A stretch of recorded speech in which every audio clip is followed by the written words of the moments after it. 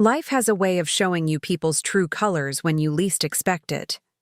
When Margaret Wilson turned 65, all she wanted was to celebrate with her children. Instead, she got a harsh lesson in where their loyalties truly lay.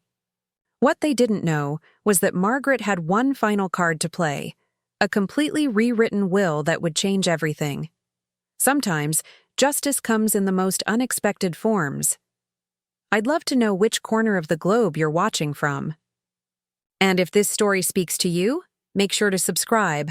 Tomorrow's video is one you absolutely can't miss. The morning sun filtered through the cream-colored curtains of Margaret Wilson's bedroom. She opened her eyes slowly, the realization dawning on her that today wasn't just any ordinary day.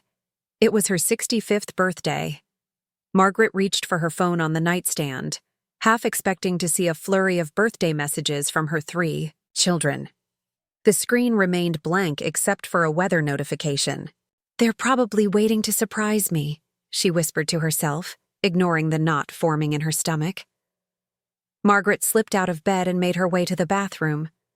The face that greeted her in the mirror showed signs of the years she'd spent raising her family single-handedly after her husband Richard's death 15 years ago.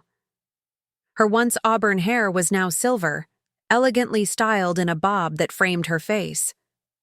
Despite the wrinkles that had settled around her eyes and mouth, there was still a spark in her hazel eyes, a remnant of the fierce determination that had gotten her through the hardest years of her life. She had raised her 3 children, Jennifer, the eldest at 40, Michael at 37, and Stephanie, the youngest at 34, on her own while running the successful construction company that Richard had started. Through sheer will and business acumen, she had not only kept the company afloat but had transformed it into one of the most successful construction firms in the state of Pennsylvania. "Today will be different," she said in her reflection. "They'll remember." After a quick shower, Margaret dressed in a powder blue dress she had bought specifically for this occasion.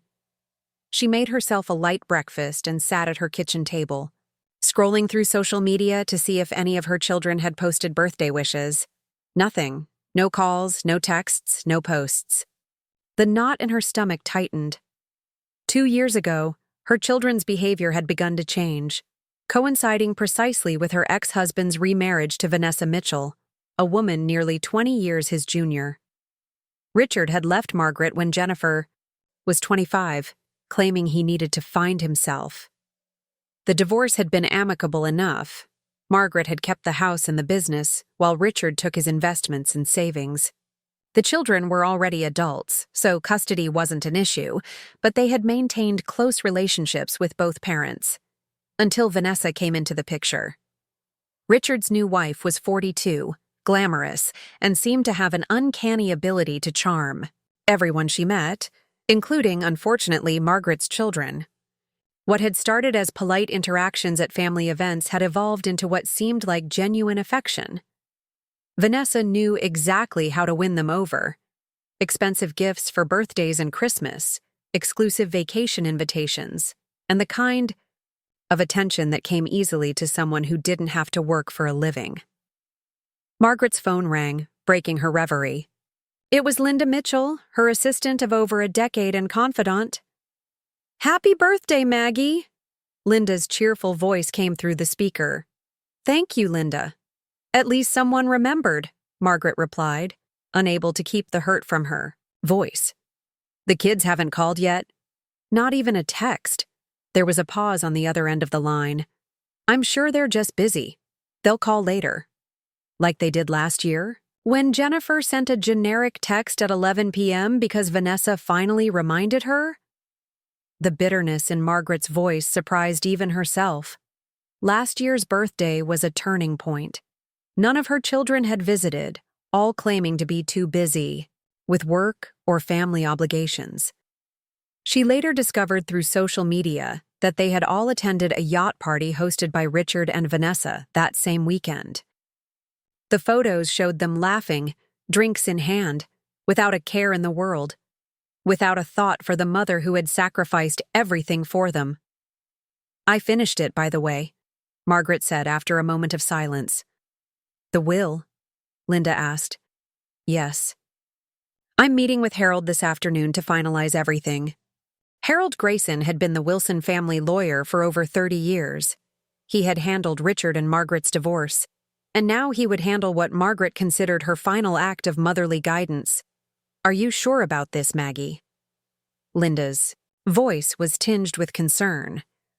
More sure than I've been about anything in a long time, Margaret replied firmly. They need to learn. After ending the call, Margaret decided she wouldn't sit around waiting for calls that might never come. She grabbed her purse and car keys and headed out. If her children wouldn't make her birthday special, she would do it herself. Margaret drove to Riverside Park, a peaceful spot by the Delaware River where she used to take the children when they were young.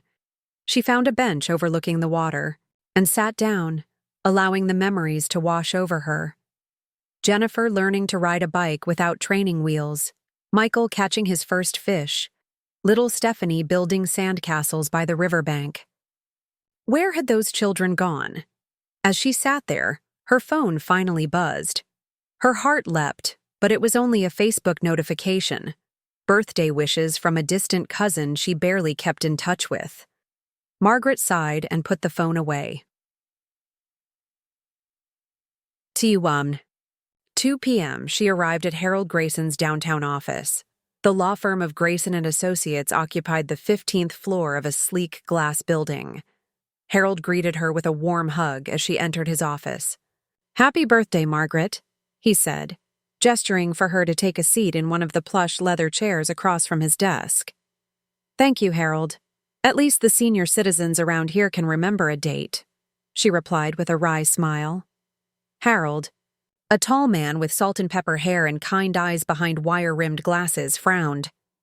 "The kids still haven't called?" Margaret shook her head. "I checked their social media before coming here.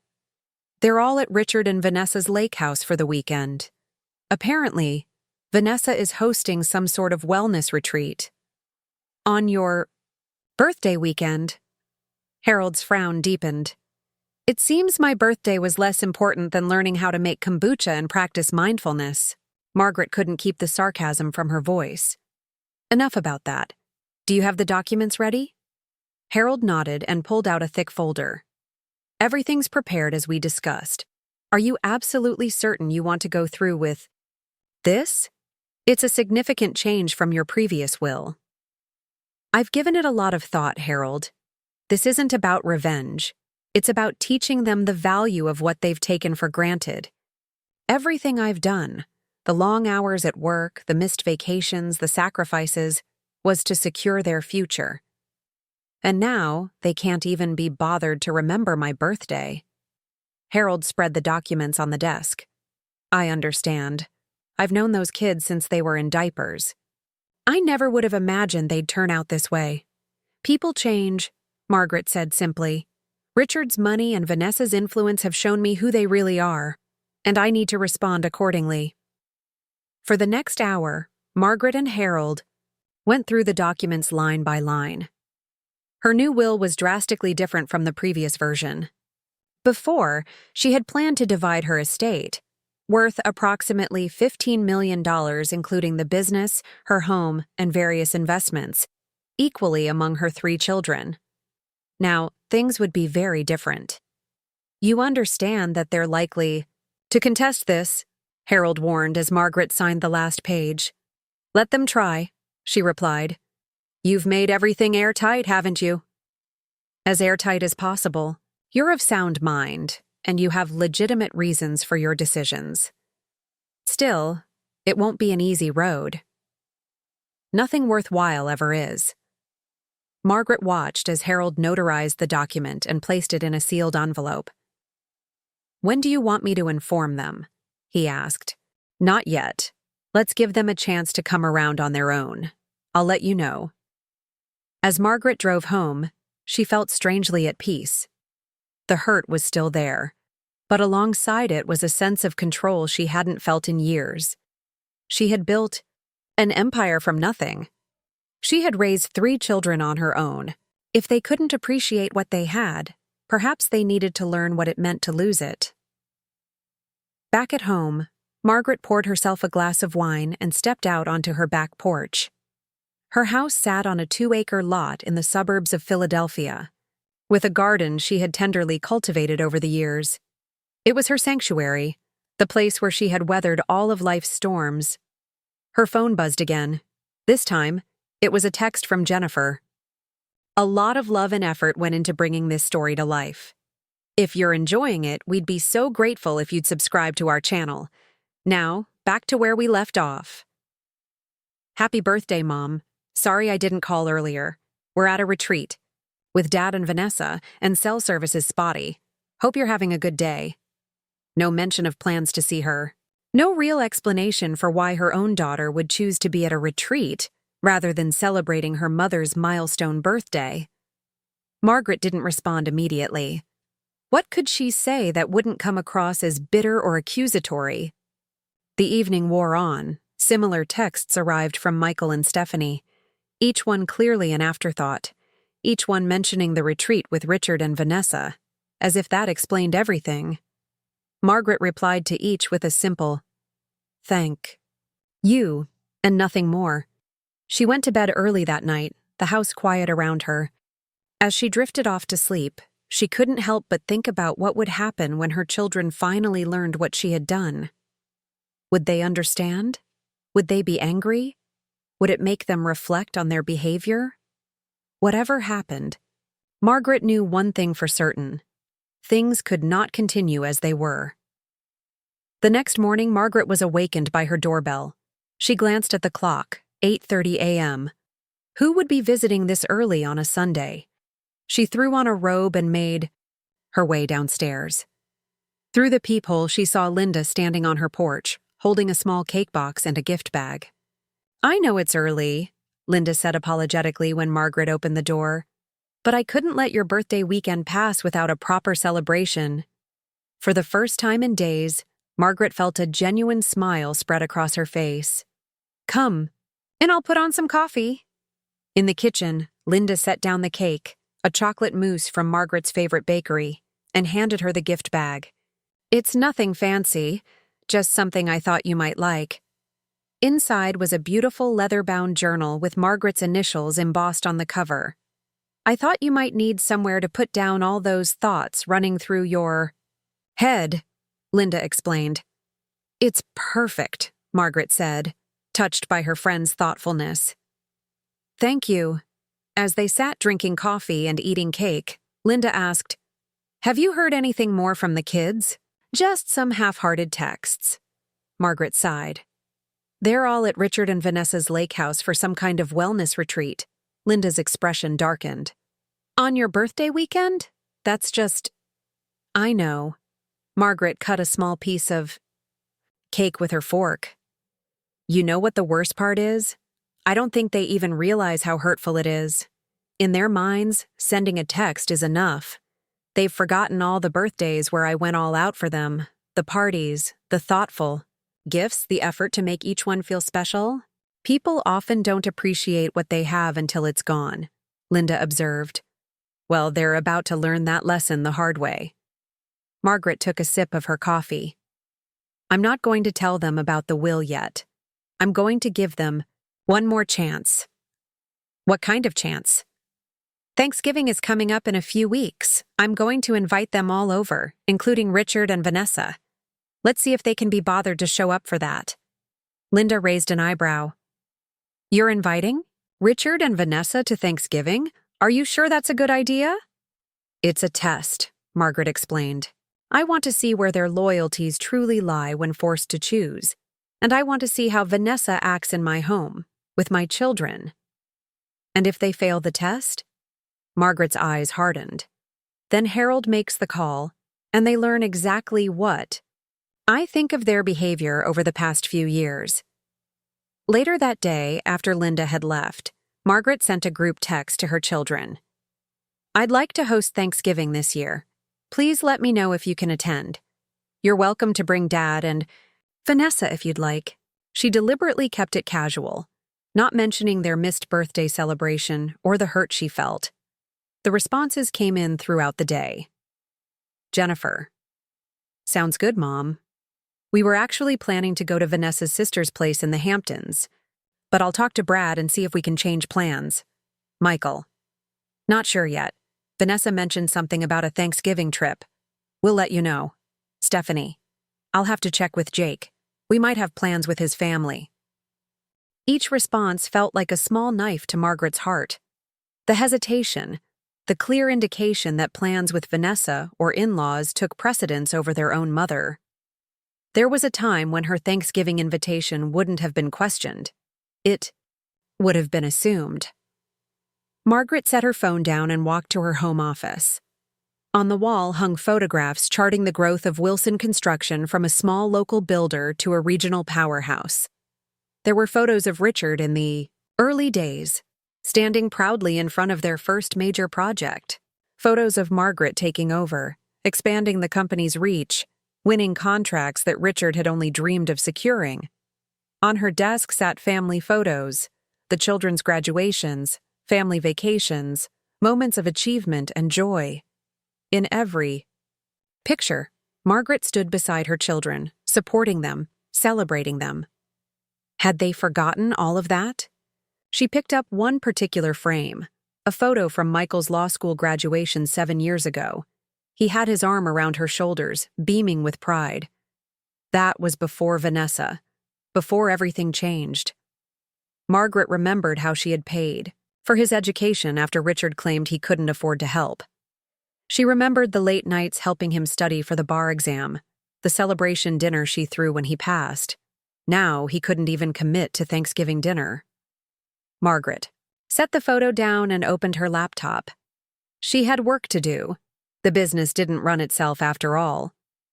But as she reviewed contracts and responded to emails, her mind kept drifting back to the will sitting in Harold's office and the message it would send to her children. Was she being too harsh?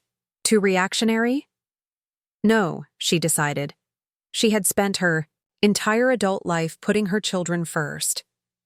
It was time they understood the consequences of taking that for granted. It was time they remembered who had always been there for them, through everything. And if they couldn't remember that on their own, perhaps Harold's reading of her new will would serve as a much-needed reminder. The weeks leading up to Thanksgiving passed painfully slowly for Margaret. She threw herself into work, spending long hours at the Wilson construction offices downtown. The company had recently secured a major contract to build a new community center in North Philadelphia, and the project required her full attention, or at least that's what she told herself as she stayed late night after night, avoiding her empty house and unanswered text messages. By mid-November, none of her children had given her a definite answer about Thanksgiving. Jennifer had sent a vague, still figuring things out message, while Michael and Stephanie had stopped responding altogether. The silence spoke volumes. "They're not coming, are they?" Linda asked one evening as she brought coffee into Margaret's office. It was past 8 p.m., and they were the only ones left in the building. Margaret looked up from her computer, fatigue evident in her eyes. "Doesn't look like it. Have you decided what you're going to do?" Margaret nodded slowly. "I called Harold this morning. If they don't show up for Thanksgiving, he'll contact them about the will the following Monday. Are you ready for that?" Linda's voice was gentle, concerned. "Do I have a choice?" Margaret closed her laptop. "I can't keep pretending everything is normal when my own children can't be bothered to spend holidays with me." On the Monday before Thanksgiving, Margaret made one last attempt. She called each of her children individually, leaving voicemails when they didn't answer. "Jennifer, it's Mom. I'm finalizing Thanksgiving plans and need to know if you, Brad, and the kids will be joining us. Please call me back. Michael, I haven't heard from you about Thanksgiving. I'd really love to see you and Kristen. Let me know either way. Stephanie, just checking in about Thursday. I'm making all your favorites. Hope you and Jake can make it." She kept her tone light, giving no indication of the hurt and anger simmering beneath the surface. Hours passed with no response. Finally, late that night, her phone chimed with incoming texts. "Jennifer. Sorry, Mom. We're going to Vanessa's sister's place after all. The kids are excited about seeing their cousins. Maybe we can do Christmas? Michael. Can't make it Thursday. Vanessa organized a group trip to Aspen for the long weekend. Sorry for the late notice. Stephanie. Jake's parents are expecting us. Rain check? Each message was like a physical blow. Not one of them had even bothered to call, just quick, impersonal texts declining her invitation. And all three mentioned other plans, two of them directly involving Vanessa. The message couldn't have been clearer if they'd spelled it out. Their stepmother's plans took priority over their mother's invitation. Margaret didn't respond to any of them. Instead, she called Harold. "They're not coming," she said simply when he answered. "Proceed as planned after the holiday." "Are you sure, Margaret? This is a big step. I've never been more certain. They've made their choice. Now they can live with the consequences." Thanksgiving Day arrived cold and gray. Margaret had canceled the turkey she'd ordered and the additional groceries she'd planned to buy. Instead, she accepted Linda's invitation to join her and her husband for dinner. "You shouldn't be alone today," Linda had insisted, and Margaret hadn't had the energy to argue. As she dressed for the day, Margaret caught herself scrutinizing her appearance in the mirror. When had she started looking so old? So tired? She pinched a bit of loose skin under her chin, noting the deepening lines around her mouth and eyes. Vanessa, with her youthful glow and expensive skincare routine, must seem so much more appealing to be around. Was that part of it? Had her children simply traded up for a younger, more glamorous model? "Don't be ridiculous," she muttered to herself. "They're your children, not shallow teenagers." But even as she said it, Margaret couldn't help wondering if there was some truth to it. Richard had left her for a younger woman. Perhaps her children were following his example, gravitating toward youth and novelty over loyalty and history. Linda's Thanksgiving dinner was lovely, intimate, warm, and filled with genuine affection. Her husband Tom was a retired engineer who told terrible jokes and mixed excellent cocktails. Their grown son Andy was visiting from Chicago with his wife Emma, and the conversation flowed easily around the table. "So, Andy's company is opening a new office in Philadelphia next spring," Linda mentioned as they enjoyed pumpkin pie. "They're looking for construction firms to handle the renovations." Margaret smiled. "Is that so? Well, I happen to know a very good one." "I was hoping you'd say that," Andy grinned. "I've already told my boss about Wilson Construction. She's interested in setting up a meeting after the holidays." For a few hours, surrounded by Linda's family, Margaret was able to forget her own troubles. But as Tom drove her home that evening, the reality of her situation came crashing back.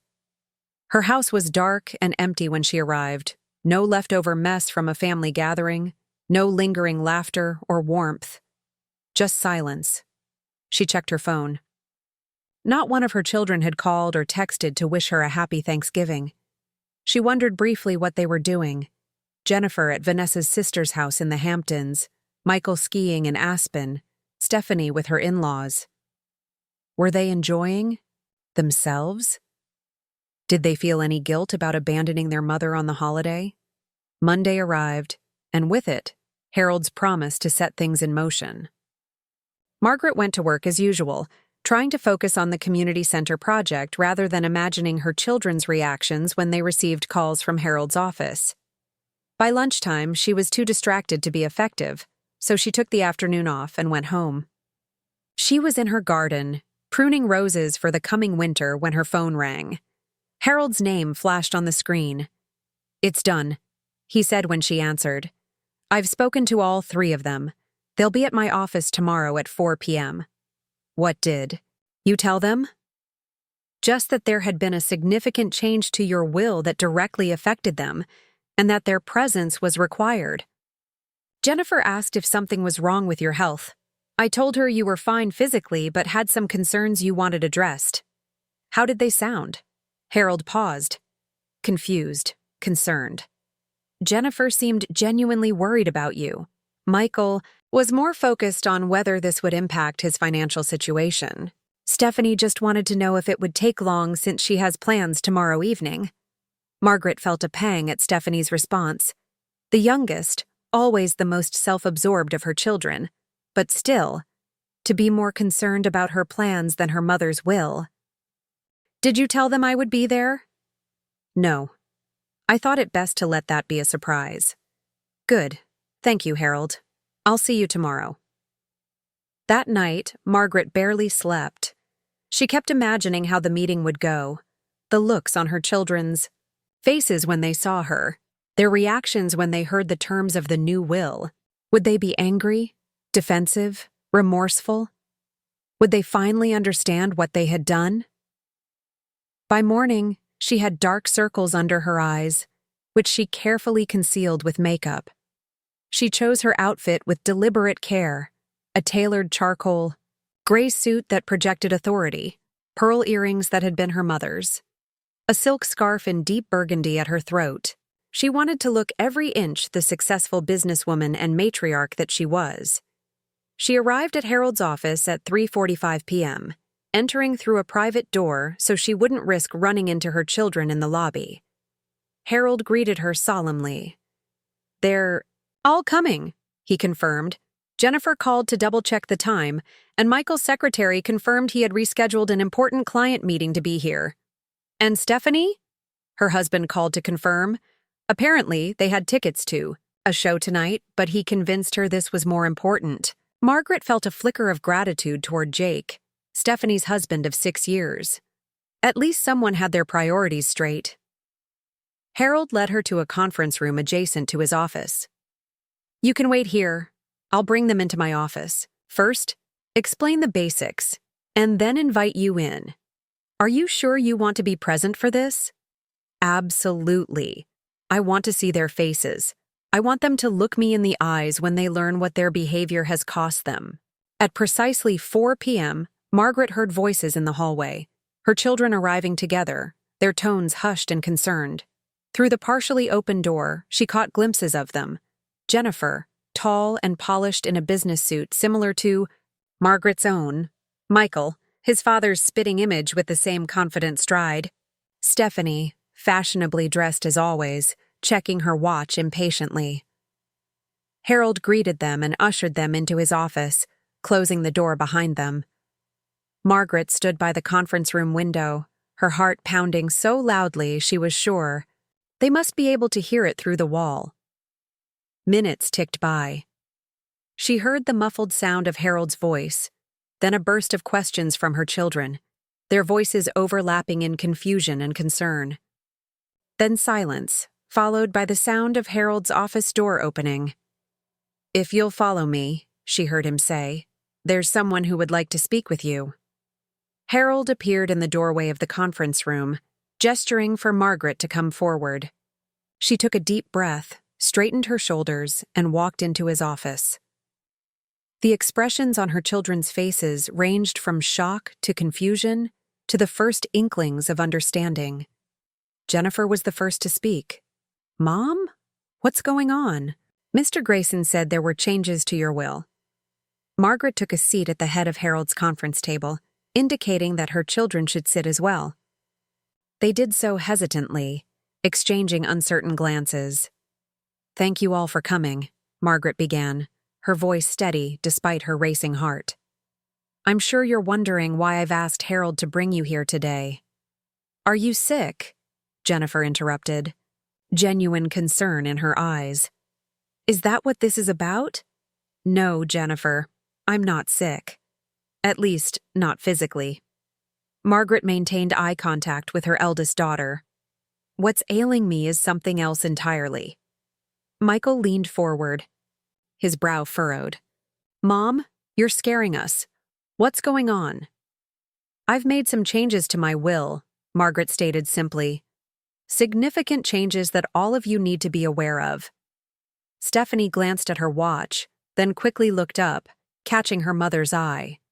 She had the grace to blush. "What kind of changes?" Margaret turned to Harold, who placed a folder on the table. "Harold, would you please explain the terms of my new will to my children?" Harold cleared his throat and opened the folder. "As you know, your mother's estate is considerable. The previous version of her will, drafted 5 years ago, specified that her assets would be divided equally among the three of you upon her death. The business would be placed in a trust managed by all three of you, with profits shared equally. The siblings nodded. This was what they had always expected. The new will, Harold continued, is substantially different. Margaret has established a charitable foundation in her name that will receive 75% of her total assets, including Wilson Construction. There was a moment of stunned silence. Then all three began talking at once. What? 75%? The business too? Margaret held up a hand and they fell silent. Please let Harold finish. The remaining 25% will be divided among you, but with conditions, Harold continued. Each of you will receive a trust fund that provides a modest annual income. However, access to the principal amount is contingent upon your active participation in the charitable foundation's work. This includes attending board meetings, volunteering a minimum of 15 hours per month at foundation-sponsored events, and demonstrating a commitment to the foundation's mission of supporting single parents and their children. Michael's face had turned an alarming shade of red. This is ridiculous. You can't do this. Actually, she can, Harold replied calmly. Ms. Wilson is of sound mind, and the provisions of this will are legally binding. But why? Jennifer's voice was small, confused. Mom, why would you do this? Margaret looked at each of her children in turn. When was my birthday? The non sequitur seemed to throw them. What? My birthday. When was it? October 15th, Stephanie answered promptly. And what did you do to celebrate it with me? The three siblings exchanged uncomfortable glances. We were at Dad and Vanessa's retreat, Michael said defensively. We texted you. Yes, you texted me. After spending the day with your father and his new wife. On my 65th birthday. Margaret's voice remained even, controlled. Just like you. All chose to spend Thanksgiving with others rather than accept my invitation. Mom, that's not fair, Jennifer protested. We have other commitments, other relationships, other priorities, Margaret finished for her. I understand that. What I don't understand is when I stopped being one of them. A heavy silence fell over the room. Stephanie was the first to break it. So this is punishment? Because we didn't come to your birthday party? Margaret shook her head, a sad smile touching her lips. No, Stephanie. This is a wake-up call, for all of you. I spent my entire adult life putting you three first, working endless hours to build a business that would secure your futures, sacrificing my own needs and desires to ensure you had everything you could want. I did it gladly, because that's what mothers do. She paused, gathering her thoughts. But in the past 2 years, I've watched all of you gradually distance yourselves from me while embracing Vanessa, a woman who has done nothing for you except throw lavish parties and plan expensive trips.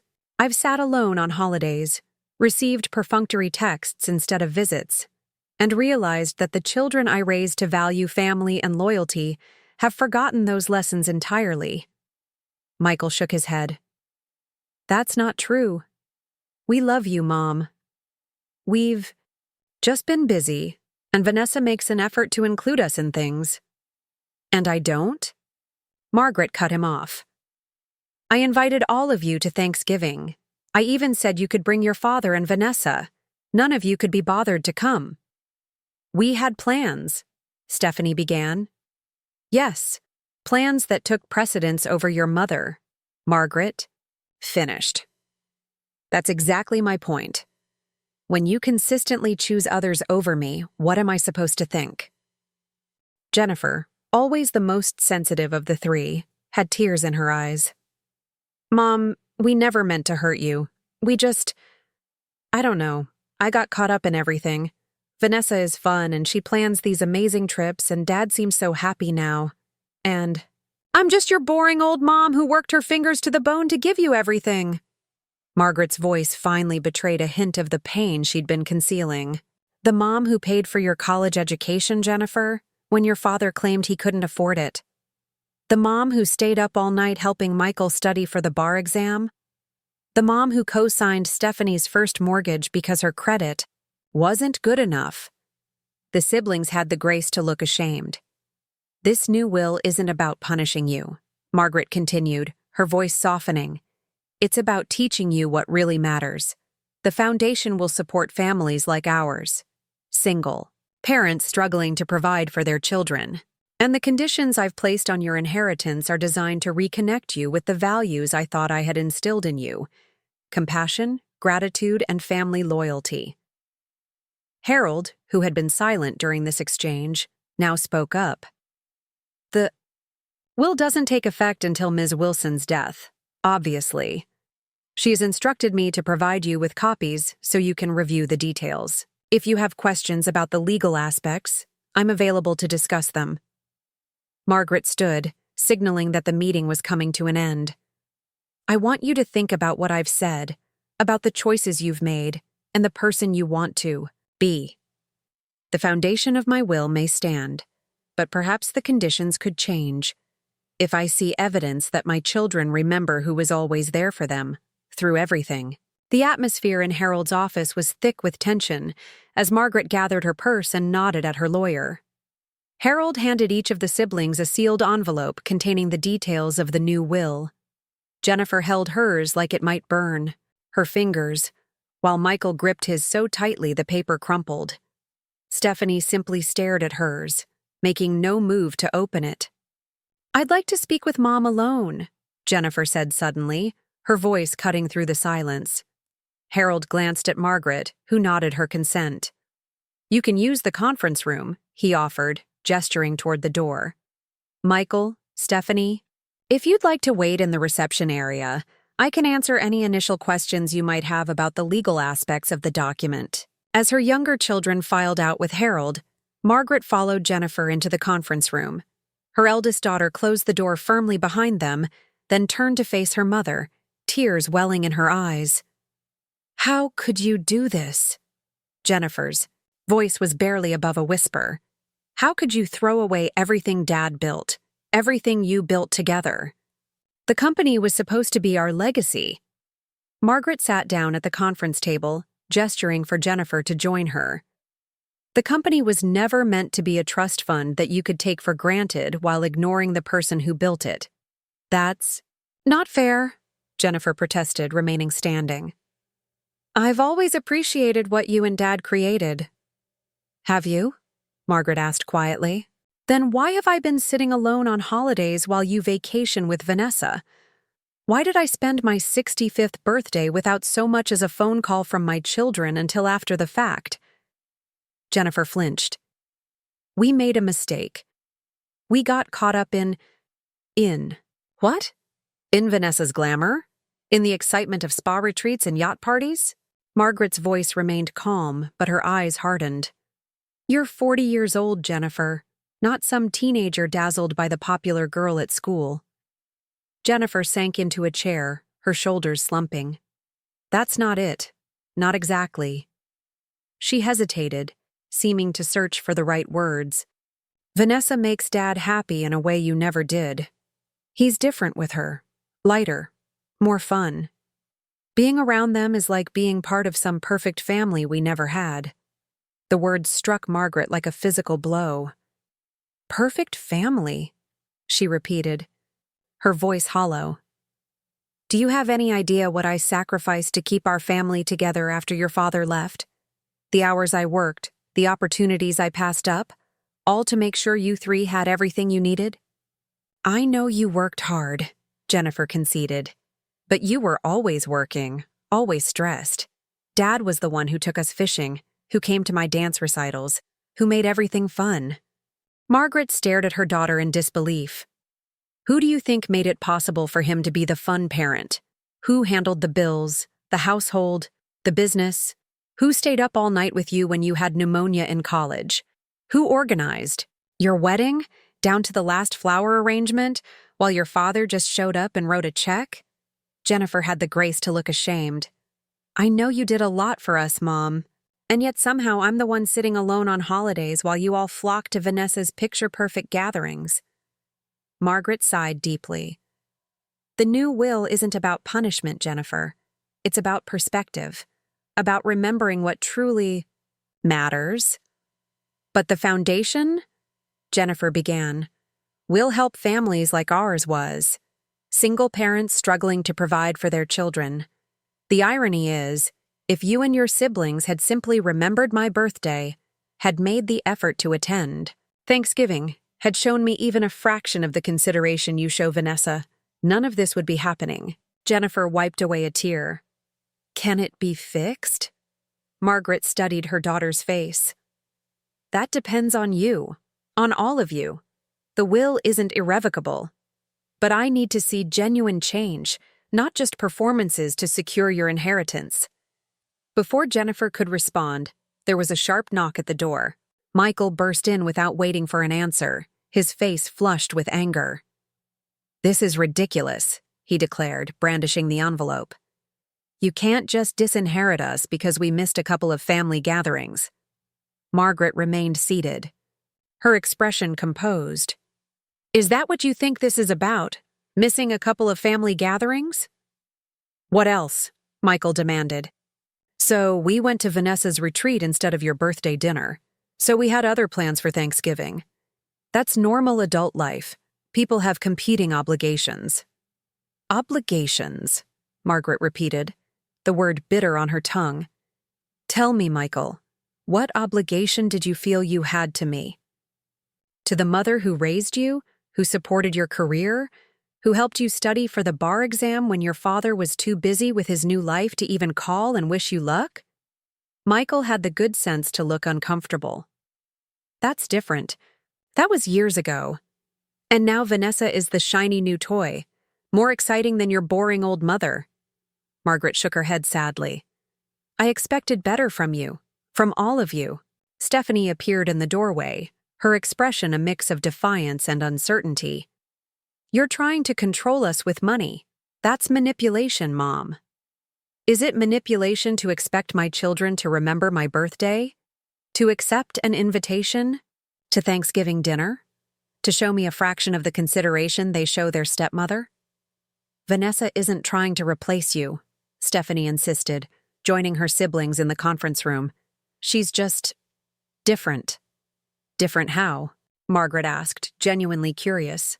The siblings exchanged glances. It was Jennifer who finally answered. She's interested in our lives. She asks questions about our jobs, our relationships. She remembers little details and follows up on them. And I don't? Margaret felt a pang of genuine hurt. Had she been so focused on providing for her children that she'd forgotten to connect with them as people? You're always busy with the company, Michael said. Every conversation eventually turns to work, or to some practical matter that needs handling.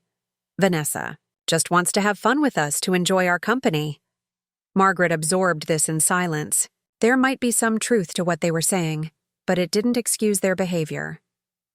I may not be as naturally sociable as Vanessa, she finally admitted. Running a business single-handedly while raising 3 children didn't leave much time for developing my small talk skills. But I have always put your well-being first. Can Vanessa say the same? That's not fair, Jennifer protested. She's only been in our lives for a couple of years. Exactly my point, Margaret replied. 2 years of fun weekends and lavish trips, and she's somehow more important to you than the mother who has been there for you for 40 years. The siblings fell silent, the weight of Margaret's words settling over them. Finally, Michael spoke up, his anger seemingly deflated. What do you want from us, Mom? Just tell us plainly. Margaret looked at each of her children in turn. I want to be a priority in your lives again, not an afterthought. Not someone you text at the last minute because you suddenly remembered her birthday. I want you to recognize the value of family loyalty, of showing up for the people who have always shown up for you. And if we do that, you'll change the will back? Stephanie asked, ever practical. Margaret shook her head. If that's your only motivation, then you've missed the point entirely. This isn't a transaction, Stephanie. It's a wake-up call. I want you to think about the people you've become and whether you're proud of that. As Margaret gathered her things to leave, Jennifer reached out and touched her arm. Mom, wait. Can we talk about this some more? Maybe over dinner? Margaret paused, studying her daughter's face for signs of genuine remorse rather than calculated self-interest. What she saw gave her a small flicker of hope. I'd like that, but not tonight. I think we all need some time to process this conversation. Tomorrow? Then? Jennifer pressed. We could come to the house. All of us. Margaret nodded slowly. All right. Tomorrow evening, 7 p.m. She turned to include Michael and Stephanie in her gaze. All of you. As Margaret left Harold's office, she felt strangely lighter. The confrontation she'd been dreading for weeks was over, and though it had been painful, it had also been necessary. Whether her children would truly understand the lesson she was trying to teach them remained to be seen, but at least the first step had been taken. Harold walked her to her car. How do you think it went? He asked. About as well as could be expected, Margaret replied. They're shocked, angry, hurt. But I think they're also beginning to think about their behavior in a new light. And if they don't change? If they continue to prioritize Richard and Vanessa? Margaret smiled sadly. Then the will stands as written. I won't reward ingratitude, Harold. Not even from my own children. The drive home was quiet, the evening traffic lighter than usual. As Margaret pulled into her driveway, she noticed a sleek black Mercedes parked on the street outside her house. A tall, slender woman with expertly highlighted blonde hair was standing on her porch, hand raised as if about to ring the doorbell. Vanessa. Margaret parked her car and approached slowly, her guard immediately up. Vanessa, this is unexpected. Richard's wife turned, her perfectly made-up face arranged in an expression of concern. Margaret, I hope you don't mind my stopping by. I wanted to talk to you. About what? Margaret kept her tone neutral as she unlocked her front door, debating whether to invite Vanessa in. Curiosity won out. Would you like to come in? Vanessa nodded, following Margaret into the house. She glanced around the entryway with interest, taking in the framed family photos and the elegant but comfortable furnishings. You have a lovely home. Thank you. Margaret led the way to the living room. Can I offer you something to drink? Coffee? Wine? Wine would be nice, thank you. Vanessa perched on the edge of the sofa, looking oddly out of place in her designer outfit amid Margaret's more traditional decor.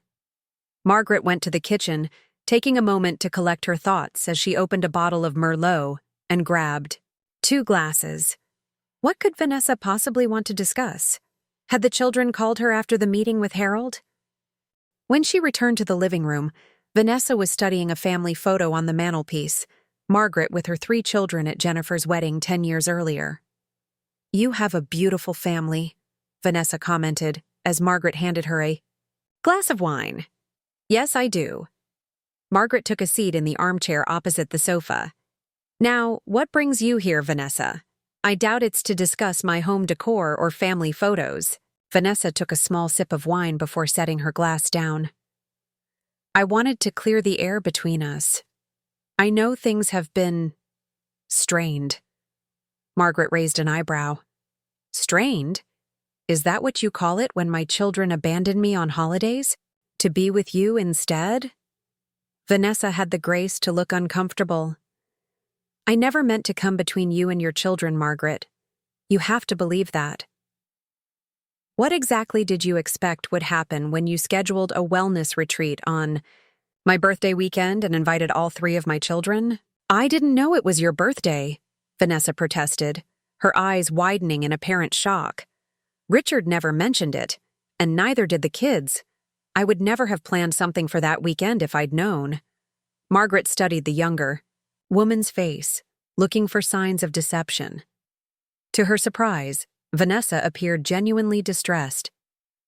You really didn't know? Of course not. Vanessa leaned forward earnestly. Margaret, I may be married to your ex-husband, but I'm not trying to steal your family. I just want us all to get along. And Thanksgiving? Did you not know that was a family holiday as well? Vanessa shifted uncomfortably. That was different. Richard suggested we invite his sister's family to our lake house, and then it just expanded from there. When the kids mentioned you had invited them, I told them they should go to your place instead. I swear I did. Margaret took a long sip of her wine, processing this information. Could it be that her children had been using Vanessa and Richard as convenient excuses? That the choice to distance themselves from their mother had been entirely their own? Why are you telling me this now? Margaret asked finally. Vanessa sighed. Because Richard got a call from Michael about an hour ago. Something about you changing your will to cut them out of their inheritance? She held up a hand as Margaret began to protest. I'm not here to judge or interfere. That's between you and your children. But I wanted you to know that I've never deliberately tried to come between you and your family. I appreciate that, Margaret said slowly, surprised, to find that she believed Vanessa's sincerity. But intentional or not, the result has been the same. My children have pulled away from me over the past 2 years, coinciding exactly with your appearance in their lives. Maybe. Vanessa hesitated, choosing her words carefully. Maybe it's not about me specifically. Maybe it's about what I represent. Which is a different kind of relationship with their father, a different kind of family dynamic than what they grew up with. Vanessa twisted her wedding ring nervously. Richard is different with me than he was with you. More present, more engaged. I think the kids are drawn to that, to seeing their father in this new light. The observation stung, but Margaret couldn't deny its potential truth. Richard had always been charismatic, fun-loving, the good cop to her bad cop in their parenting partnership. She had been the disciplinarian, the practical one, the one who made sure homework was done and curfews were met. After the divorce, she had shouldered even more of that practical responsibility, while Richard had been free to be the fun weekend dad. That doesn't excuse their behavior, Margaret said firmly. No, it doesn't, Vanessa agreed, surprising Margaret. Again. They're adults now, and they should know better than to neglect the person who's always been there for them. She smiled ruefully. If it makes you feel any better, I've been disappointed in their behavior too. When I found out they'd missed your birthday, I told them how thoughtless that was. Margaret raised an eyebrow. Did you? I did. Vanessa nodded emphatically. I lost my mother when I was 22. Cancer. I would give anything to be able to celebrate another birthday with her, to have another holiday meal at her table. Your children don't know how lucky they are. Something in Vanessa's expression, a flash of genuine grief, made Margaret believe her. I'm sorry about your mother, she said softly. Thank you. Vanessa picked up her wine glass again, taking a larger sip this time. That's partly why I wanted to clear things up with you.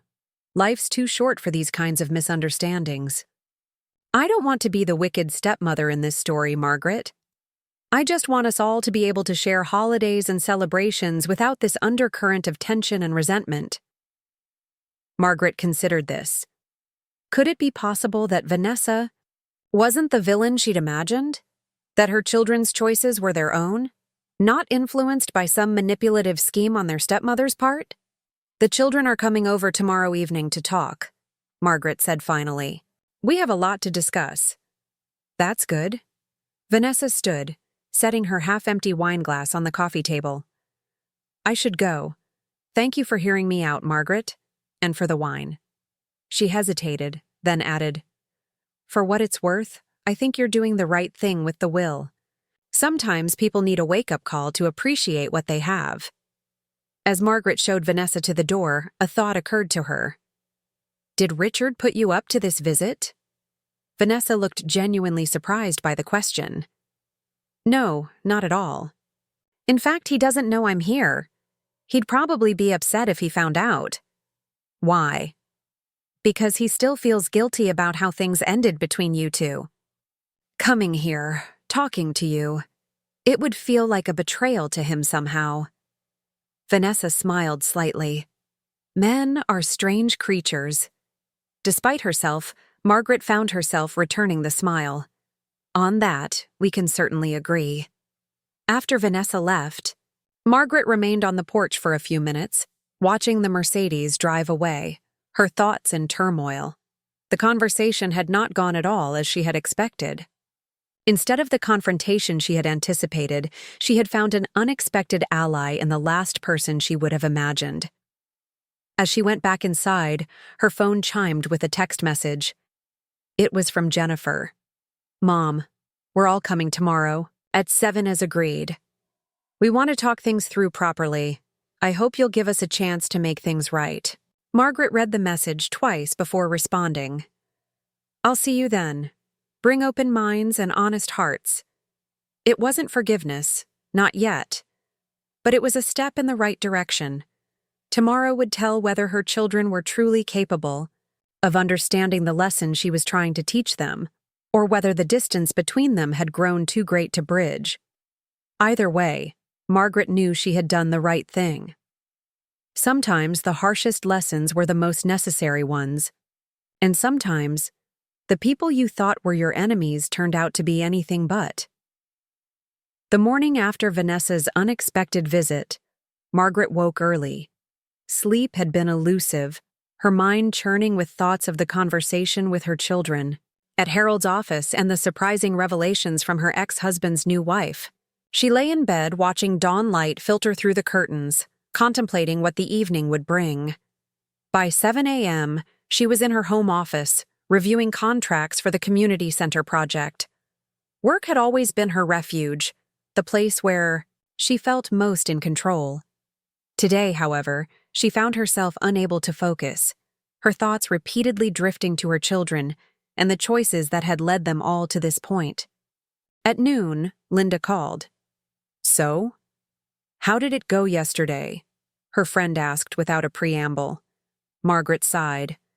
About as well as you'd expect. They were shocked, angry, hurt, all the emotions you'd anticipate when people discover they're losing. Millions! Do you think they understand why you did it? I'm not sure. Margaret rubbed her temple, feeling the beginnings of a headache. Jennifer seemed to get it, at least partially. Michael was mostly angry.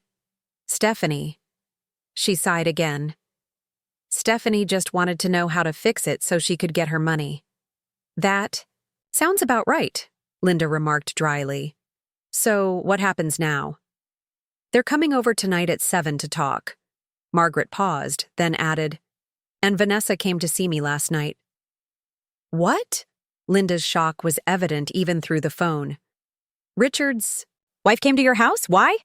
Margaret recounted the conversation, still puzzled by it herself.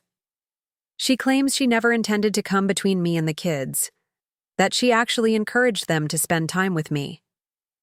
And you believe her? Linda sounded skeptical. Strangely enough, I do. There was something genuine about her, a vulnerability I wasn't expecting. Margaret stood and walked to the window, gazing out at her garden. She lost her mother young, said she'd give anything to have another birthday with her. Linda's tone suggested she wasn't entirely convinced. Convenient timing, though, isn't it? Right after you change your will? The kids called Richard after the meeting with Harold. That's how she knew about it. Margaret frowned. But you're right. The timing is convenient. I'm not dropping my guard completely. Good, Linda said firmly. Remember, these are the same people who couldn't be bothered to call you on your birthday. One conversation doesn't erase that. After ending the call, Margaret spent the afternoon preparing for her children's visit. Not in the usual way. She didn't cook an elaborate meal or fuss over the house. Instead, she pulled out photo albums and financial records, business awards and newspaper clippings. She arranged them on the dining room table, a visual history of their family and the success she had built for them. At 6:30, she took a shower and changed into a simple outfit, dark jeans and a soft blue sweater. No power suit tonight. This wasn't a business negotiation. It was a family reckoning. The doorbell rang precisely at 7 p.m. Margaret took a deep breath, squared her shoulders, and went to answer it. All three of her children stood on the porch, looking hesitant and uncertain. Jennifer held a bouquet of flowers, Margaret's favorites, yellow roses mixed with white lilies. Michael carried a bottle of wine, while Stephanie clutched a small gift bag. "May we come in?" Jennifer asked, her voice unusually tentative. Margaret nodded and stepped aside. As they filed past her into the foyer, she noticed they'd all made an effort with their appearance. Jennifer had come straight from work, still in her corporate attire, but Michael and Stephanie were dressed more formally than their usual casual style.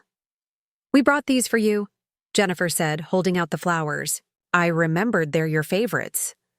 "Thank you." Margaret accepted the bouquet, touched despite herself. "Let me put these in water. We can talk in the living room." In the kitchen, as she arranged the roses and lilies in a crystal vase, Margaret could hear her children's hushed voices from the living room. They sounded nervous, which was a novel experience. Her children had never been nervous around her before. When she returned with the flowers and a tray holding wine glasses, she found them seated awkwardly around the living room, Jennifer and Stephanie on the sofa, Michael in an armchair. None of them had taken their usual spots, as if they weren't sure of their place in this home anymore. Margaret set the vase on the coffee table and took a seat in her favorite chair. "You wanted to talk," she said simply. "I'm listening." The siblings exchanged glances. It was Jennifer who spoke first, as the eldest often did. "Mom, we've been doing a lot of thinking since yesterday. About what you said. About how we've been treating you." She paused, gathering her thoughts. "You were right. We've taken you for granted. We've prioritized fun and novelty over the person who's always been there for us. That was wrong, and we're sorry." Margaret studied her daughter's face, looking for signs of insincerity. "Are you sorry about your behavior, or sorry about the consequences?" Michael leaned forward. "That's not fair, Mom. We're here because we realized we hurt you, not because of the will." "Are you saying you wouldn't be here if Harold hadn't called you to his office yesterday?" The uncomfortable silence that followed was answer enough. Stephanie shifted on the sofa, then reached for the gift bag she'd set on the floor. "We got you something. A late birthday present." Margaret accepted the bag cautiously. Inside was a small velvet box. She opened it to find a delicate gold bracelet with 4 charms, a tiny house, a construction worker's hard hat, a mother and child figure, and a heart. "It represents our family," Stephanie explained, her voice uncharacteristically soft. "The home you made for us, the business you built, your role as our mother, and our love for you." The gift was thoughtful, personal in a way that surprised Margaret. She ran her finger over the charms, genuinely touched. "Thank you. It's beautiful." "We should have been here for your birthday," Michael said, his earlier defensiveness gone. "And for Thanksgiving. There's no excuse for that. And we know it." "Vanessa came to see me last night," Margaret said, watching their reactions carefully. All 3 looked startled. "She did what?" Jennifer asked, clearly surprised. "She said she never meant to come between us. That she actually encouraged you all to spend time with me." The siblings exchanged guilty glances. "She did," Michael admitted reluctantly. "When we told her about Thanksgiving, she said we should go to your place instead." "And for your birthday," Stephanie added.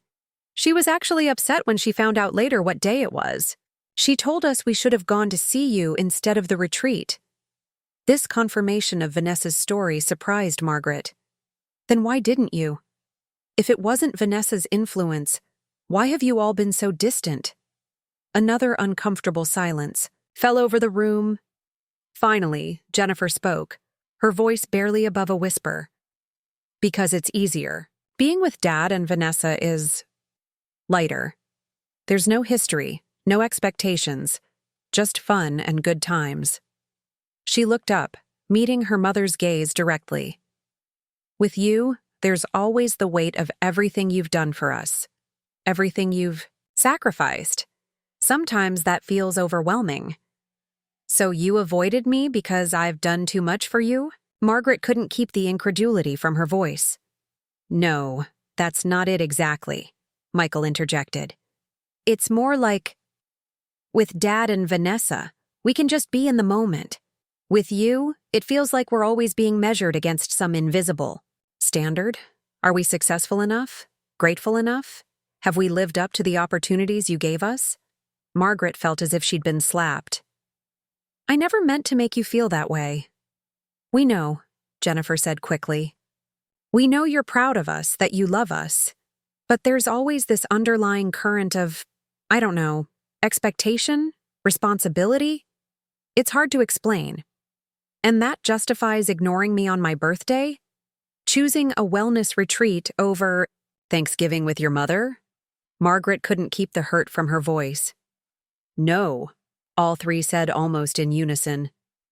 Nothing justifies that, Stephanie added, surprising Margaret with her candor. We messed up, Mom, big time, and we want to make it right. Margaret studied her children's faces, trying to gauge their sincerity. And how do you propose to do that? We want to be part of your life again, Jennifer said. Really part of it, not just occasional visits and perfunctory calls. We want to rebuild what we've damaged. And what about the will? Margaret asked bluntly. Are you expecting me to change it back now that you've apologized and brought me a nice bracelet? Michael flushed at her tone but shook his head. The will is your decision, Mom. We're not here to negotiate that. We're here because we don't want to lose our relationship with you, regardless of any financial considerations. Stephanie nodded in agreement. The foundation idea is actually really beautiful. I mean, I won't pretend I'm not disappointed about the inheritance part, but using your money to help single parents, that's actually amazing.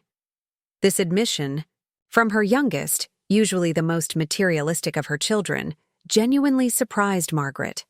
Perhaps there was hope for them after all.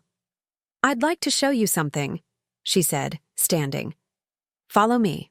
She led them to the dining room, where she'd laid out the photo albums and memorabilia earlier. Take a look at these. Really look at them. I'll be in the kitchen making coffee.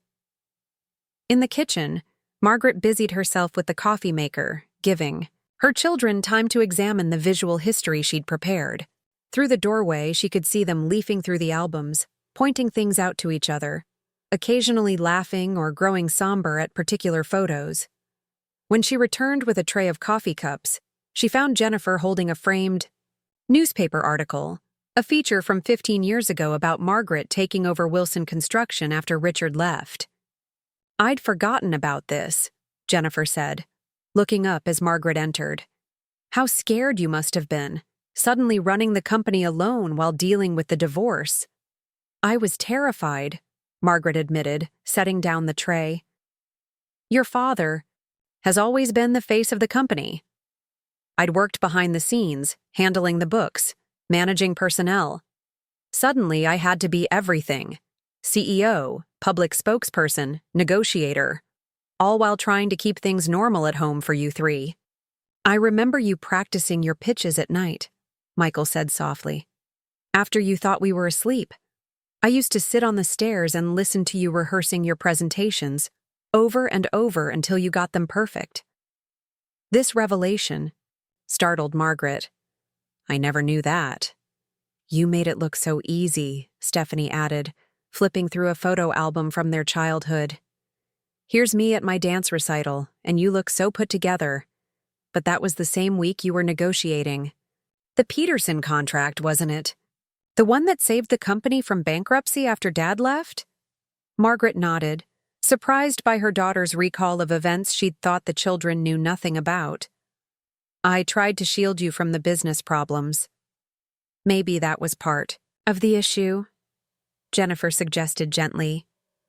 You shielded us so well that we never fully understood the sacrifices you were making. It was easy to take it all for granted because you never let us see how hard it was. Margaret considered this perspective. Had her determination to protect her children from the harsh realities of life after Richard left actually contributed to their lack of appreciation? Had her strength become a barrier between them? I never wanted you to worry, she said simply. You were dealing with enough, with the divorce and everything changing. But we were old enough to understand, Michael pointed out. Jennifer was 25. I was 22. Stephanie was 19. We weren't babies. No, you weren't, Margaret agreed. But you'll understand someday, when you have children of your own. You never stop wanting to protect them, no matter how old they get. The four of them moved back to the living room with their coffee, the atmosphere noticeably lighter than when the evening had begun. So, where do we go from here? Jennifer asked, curling her legs beneath her on the sofa, a familiar posture that made Margaret's heart ache with nostalgia. That depends on all of you, Margaret replied. Words are easy. Apologies are easy. I need to see real change. Tell us what you want, Michael urged. Be specific. Margaret considered the question carefully. I want to be included in your lives, genuinely. Included, not as an afterthought. I want Sunday dinners at least twice a month. I want phone calls that aren't rushed or distracted. I want you to remember my birthday without being reminded, to include me in holiday plans, to treat me with the same consideration you show to Richard and Vanessa. That seems more than reasonable, Jennifer said, glancing at her siblings, who nodded in agreement. And what about the foundation? Stephanie asked. Is that still happening regardless? Yes, Margaret said firmly. The foundation will be established, as planned. It's something I believe in, something important. However, she added, seeing their faces fall slightly, the percentage of my estate allocated to it and the conditions attached to your inheritances could be subject to revision based on your actions moving forward. That's fair, Michael acknowledged. More than fair, actually. And I'd like you all to be involved with the foundation, Margaret continued, an idea forming as she spoke. Not just as a condition of your inheritance, but because it's important work. Because it could help families like ours, single parents, struggling to give their children the best possible start in life. To her surprise, her children seemed genuinely intrigued by this suggestion. I could help with the legal structure, Michael offered.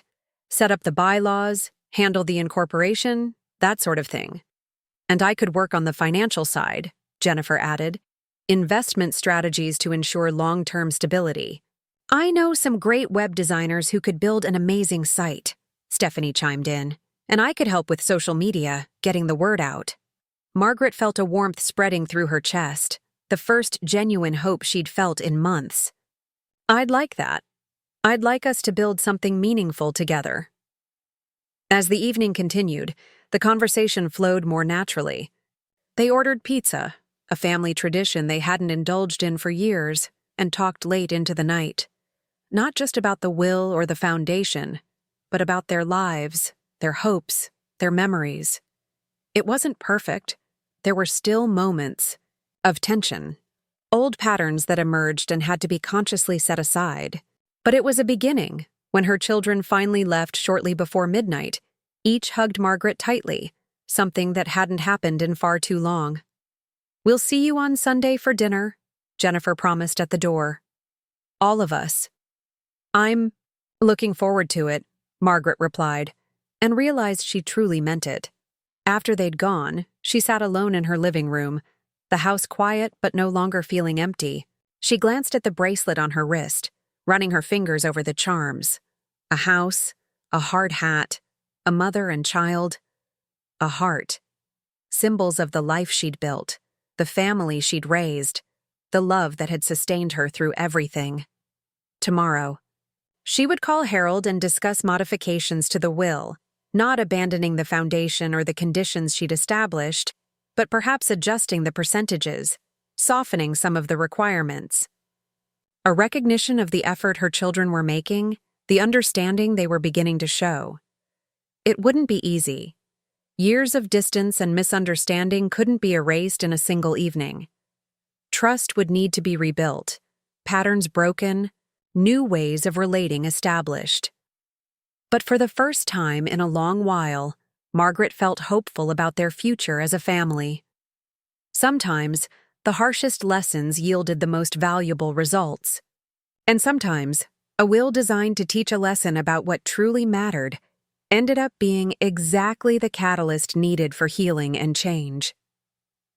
The next morning, Margaret called Harold to schedule a meeting about revising her will. While she wasn't ready to revert to her original estate plan, she wanted to discuss adjustments that would reflect the promising developments with her children. "Are you sure about this?" Harold asked cautiously.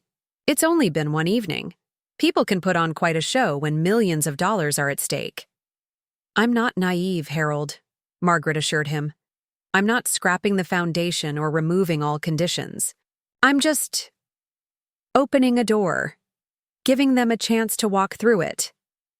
"If you're certain." Harold still sounded skeptical. "I can see you tomorrow afternoon." After hanging up, Margaret sat at her kitchen table, sipping coffee and contemplating the previous night's conversation. Her children's words about feeling measured against an invisible standard had struck a chord. Had she unintentionally created that pressure? Had her desire to provide every opportunity for them translated into expectations they felt they could never meet? Her phone chimed with a text from Jennifer. "Just wanted to say again how good it was to talk last night. Brad and I are looking forward to Sunday dinner. The kids are excited to see Grandma's house again." Margaret smiled. Jennifer's children, Emma, 10, and Ryan, 8, hadn't visited in months. The thought of having them running through the house again brought unexpected tears to her eyes. Another text arrived, this time from Michael. "Hey, Mom, send you something. Check your email when you get a chance." Curious, Margaret opened her laptop and found Michael's message. He'd sent her a draft outline for the Wilson Family Foundation's legal structure, complete with mission statement options and potential board configurations.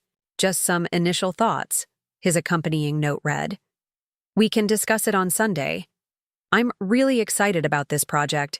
It combines your business acumen with something that could genuinely help families like ours was." Margaret read through the document, impressed by the thought and detail Michael had put into it already.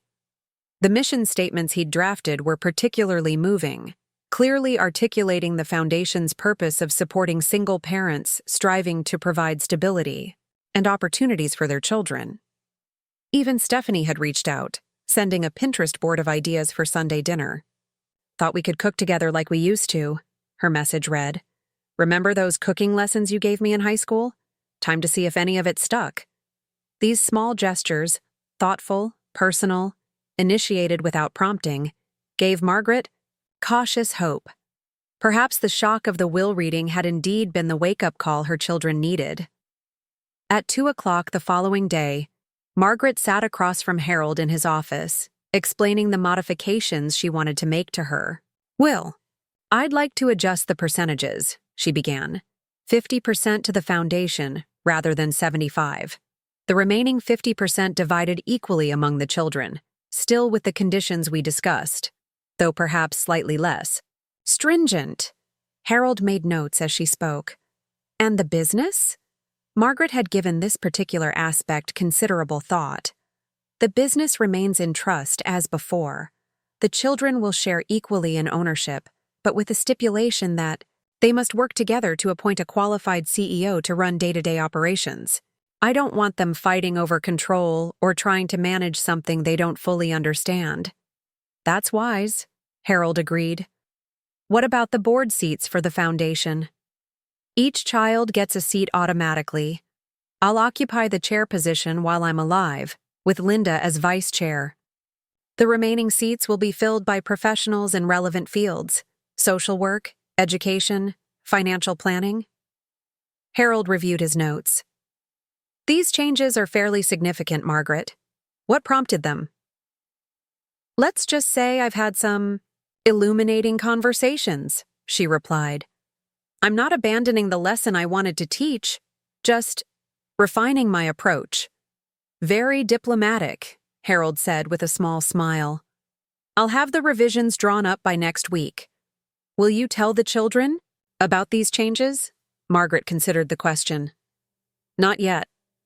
I want to see if their efforts at reconciliation continue without the immediate incentive. If Sunday dinner goes well, if they follow through on their promises, then yes, I'll tell them. Harold nodded approvingly. A test of sincerity. I like it. Sunday arrived, bringing with it a flurry of activity that Margaret's house hadn't seen in years. Jennifer and her family arrived first, the children bounding up the front steps with wrapped packages.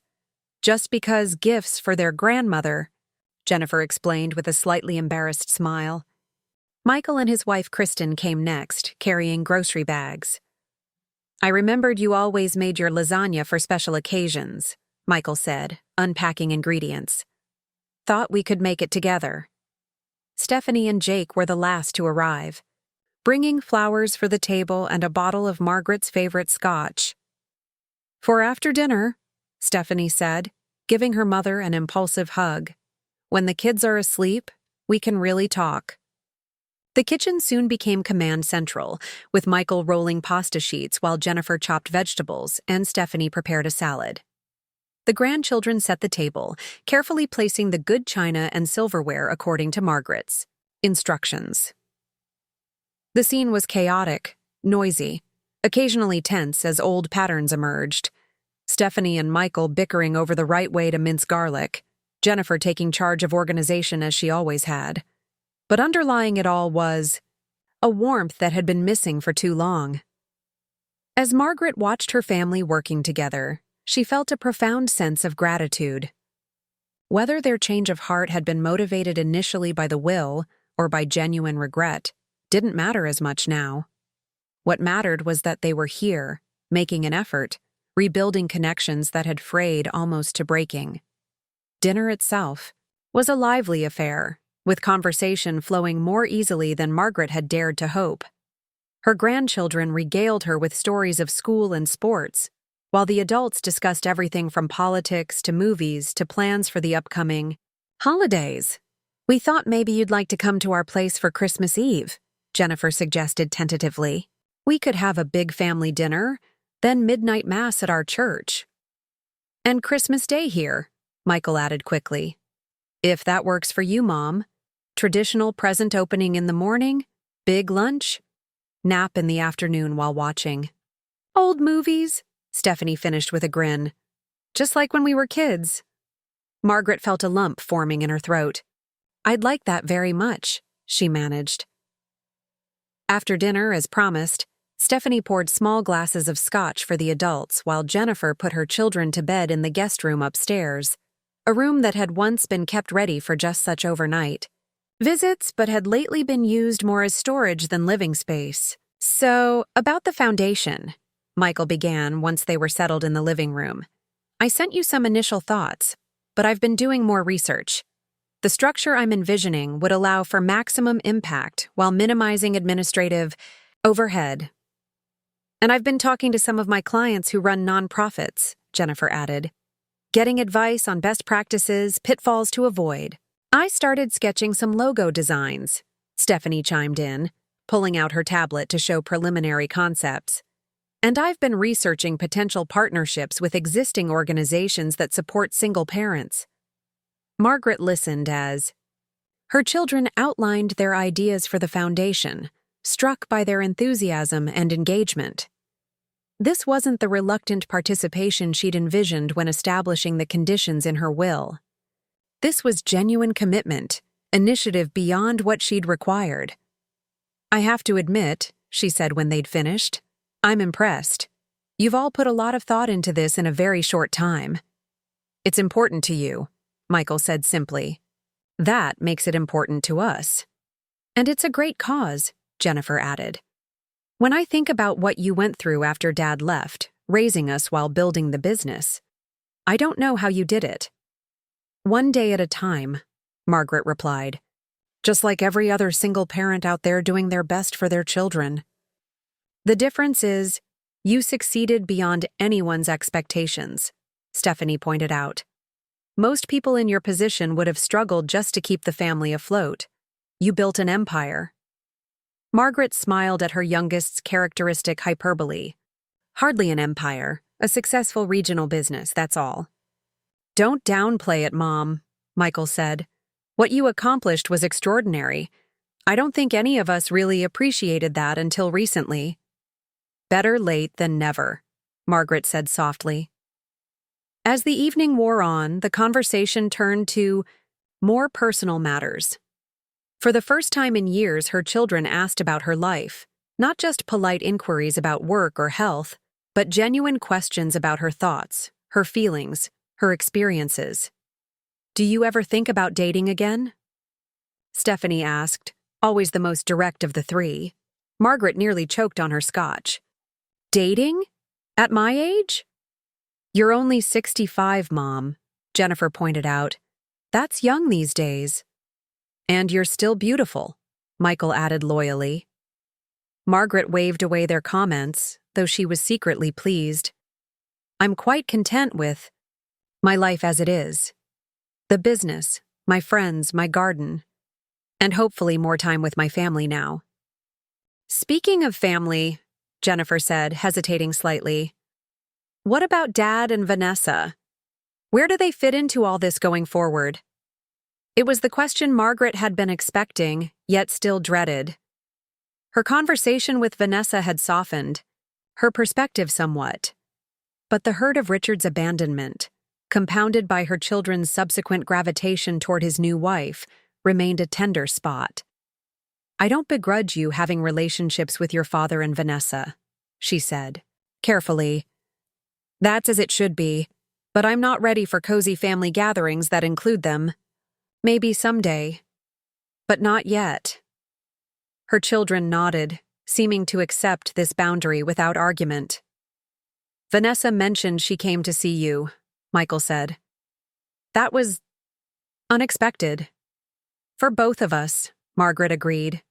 But illuminating. She said some things I needed to hear.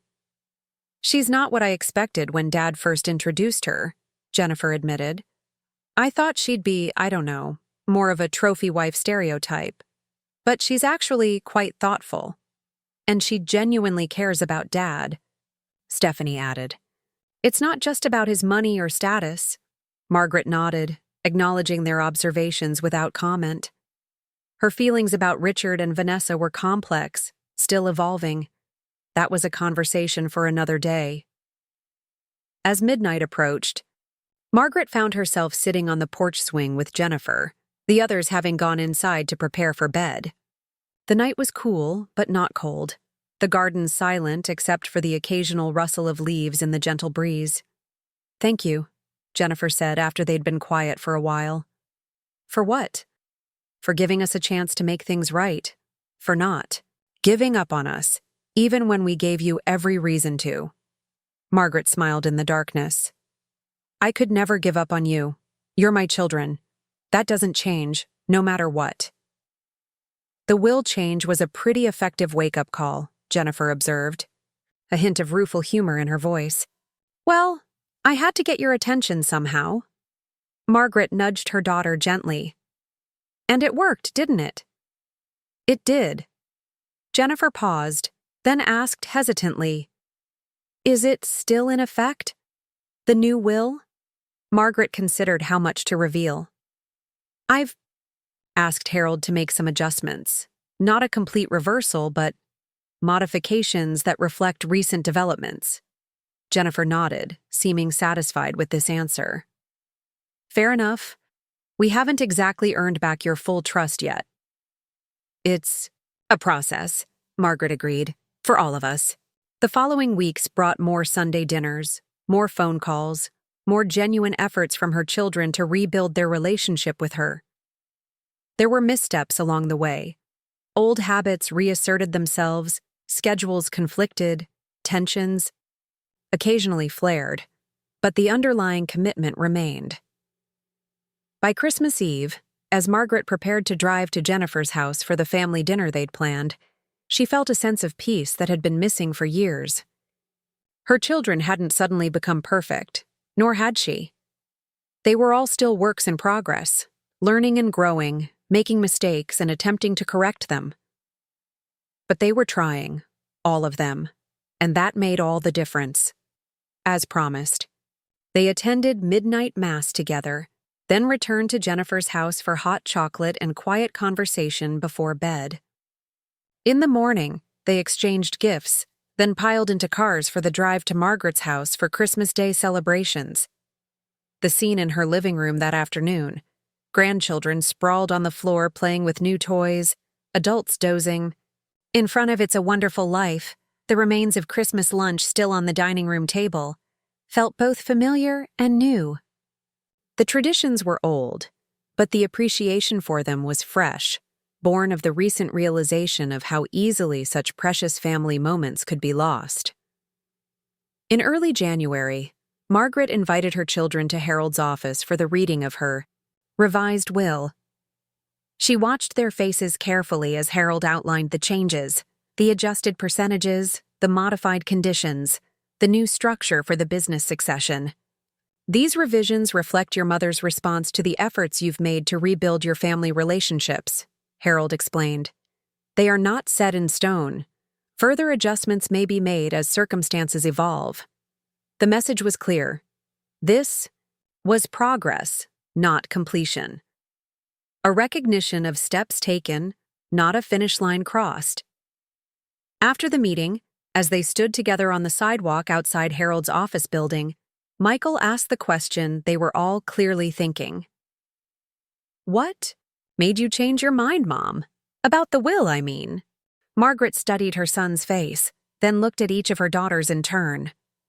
"I saw genuine effort, not just words, but actions. You showed me that you understood what was important, that our relationship as a family matters more than any business success or material inheritance." "It does," Jennifer said firmly. "We lost sight of that for a while, but never again." Margaret smiled, the winter sunlight catching the silver in her hair. "Every family has its challenges, its misunderstandings and hurt feelings and wrong turns. What matters is finding the way back to each other. And sometimes it takes a dramatic will reading to make that happen," Stephanie added with her characteristic directness, making them all laugh. "Whatever works," Margaret agreed, linking arms with her youngest daughter as they began walking toward the restaurant where they'd planned to have lunch. In the end, the most valuable inheritance isn't money or property or even a successful business. It's the love and support of family who show up for each other, who remember what really matters. "Like birthdays," Michael said, a hint of lingering guilt in his voice. "And holidays," Jennifer added. "And random Tuesday afternoons when someone just needs to talk," Stephanie finished. Margaret nodded, her heart full as she walked with her children through the crisp January day. The path forward wouldn't always be smooth. There would be more misunderstandings, more hurt feelings, more moments when old patterns threatened to reassert themselves. But they had taken the first, crucial steps back toward being the family she had always wanted them to be. One bound not just by blood, but by choice, by commitment, by the daily decision to show up for one another. And in the end, that was the true inheritance she had always wanted to leave them. Not millions in assets or a successful company, but the understanding that family was a precious gift, one that required care and attention and gratitude to flourish. It had taken a drastic revision of her will to teach them that lesson, but as she looked at their faces now, attentive, affectionate, present in a way they hadn't been for years, she knew it had been worth it. Sometimes, the most valuable lessons came wrapped in the most painful packages, and sometimes A mother had to take drastic measures to remind her children of what truly mattered in life, not the size of their inheritance, but the depth of their connection to one another. Not the wealth they would receive at the end of her life, but the moments they shared throughout it. Not the money they stood to gain, but the love they chose to give. That was the real legacy. That was the true inheritance. And no will, no matter how carefully crafted, could ever fully capture its worth. 1 year later, the banquet hall of the Philadelphia Grand Hotel buzzed with conversation as elegantly dressed guests mingled, champagne glasses in hand. At the center of the room stood a large banner reading, "Wilson Family Foundation, Official Launch Gala." Margaret surveyed the scene with quiet pride. In just 1 year, what had begun as a threatened disinheritance had blossomed into something remarkable. The foundation, established with an initial endowment from Margaret but now growing through outside donations as well, had already awarded its first round of grants to single parents pursuing education or starting businesses. "Mrs. Wilson?" A young woman approached, her hand extended. "I'm Tanya Rodriguez. I received one of your foundation's grants last month." Margaret shook her hand warmly. "Of course, Ms. Rodriguez, the Child Care Cooperative Initiative. How is it progressing?" "Amazingly well," Tanya beamed. "We've already enrolled 15 families. The grant made it possible for us to secure the space and hire qualified staff." She hesitated, then added, "It's changed my life. I can finally finish my degree knowing my son is being cared for by people I trust, alongside other children in similar situations." "That's exactly what we hoped for," Margaret replied, genuinely moved. Across the room, she spotted her children working the crowd.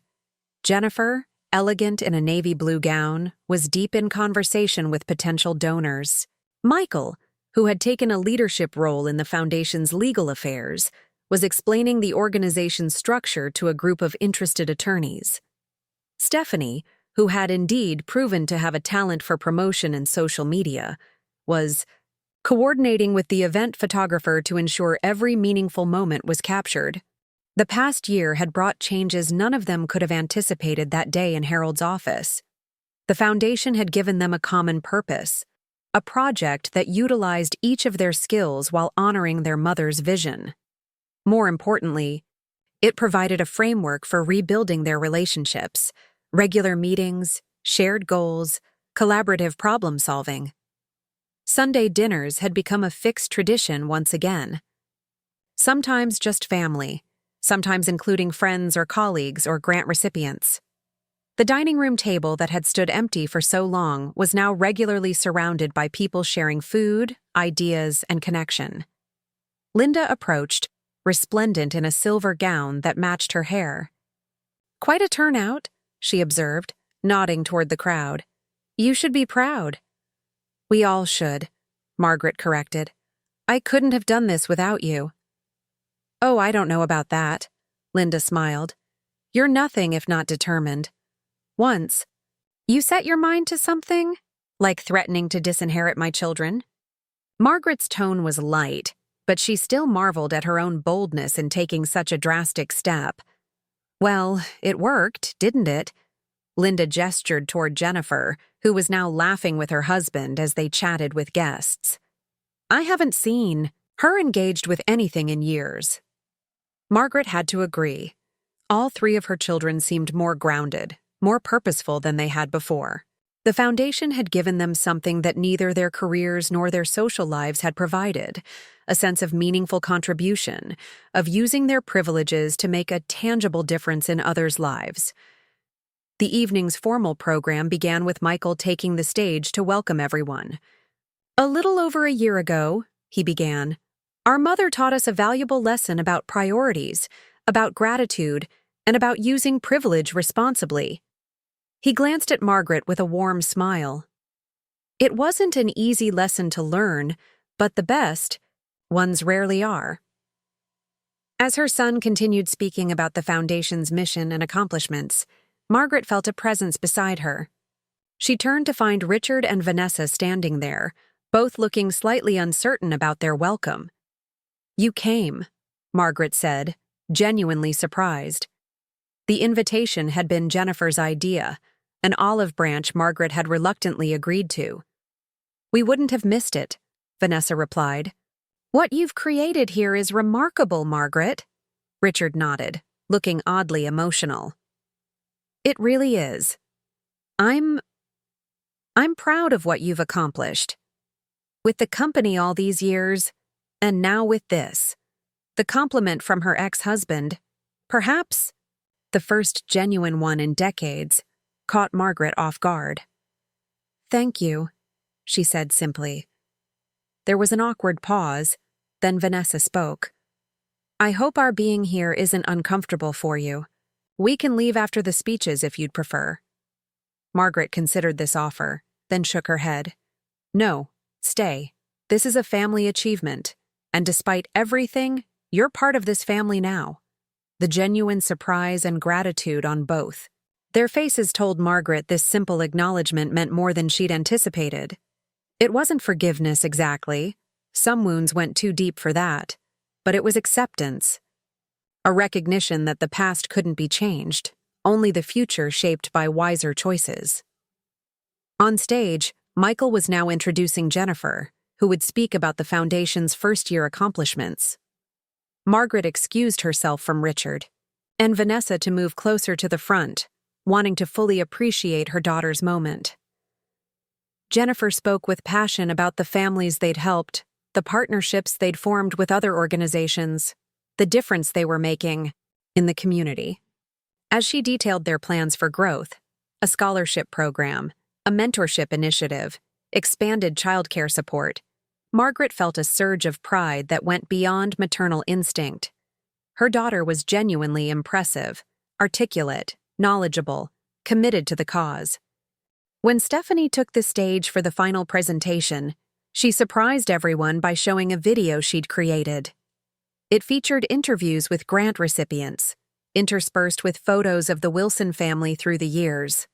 Margaret at construction sites, the children growing up, recent images of them all working together on foundation projects. The final sequence showed Margaret at her 66th birthday celebration 2 months earlier, surrounded by family, blowing out candles on a cake Jennifer had baked herself, opening gifts that showed genuine thought and consideration. The video ended with a simple message: "The greatest inheritance is the example we set for future generations."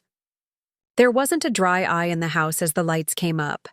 Margaret found herself embraced by her children, all 4 of them emotional but smiling through their tears. "Thank you," Jennifer whispered, "for not giving up on us.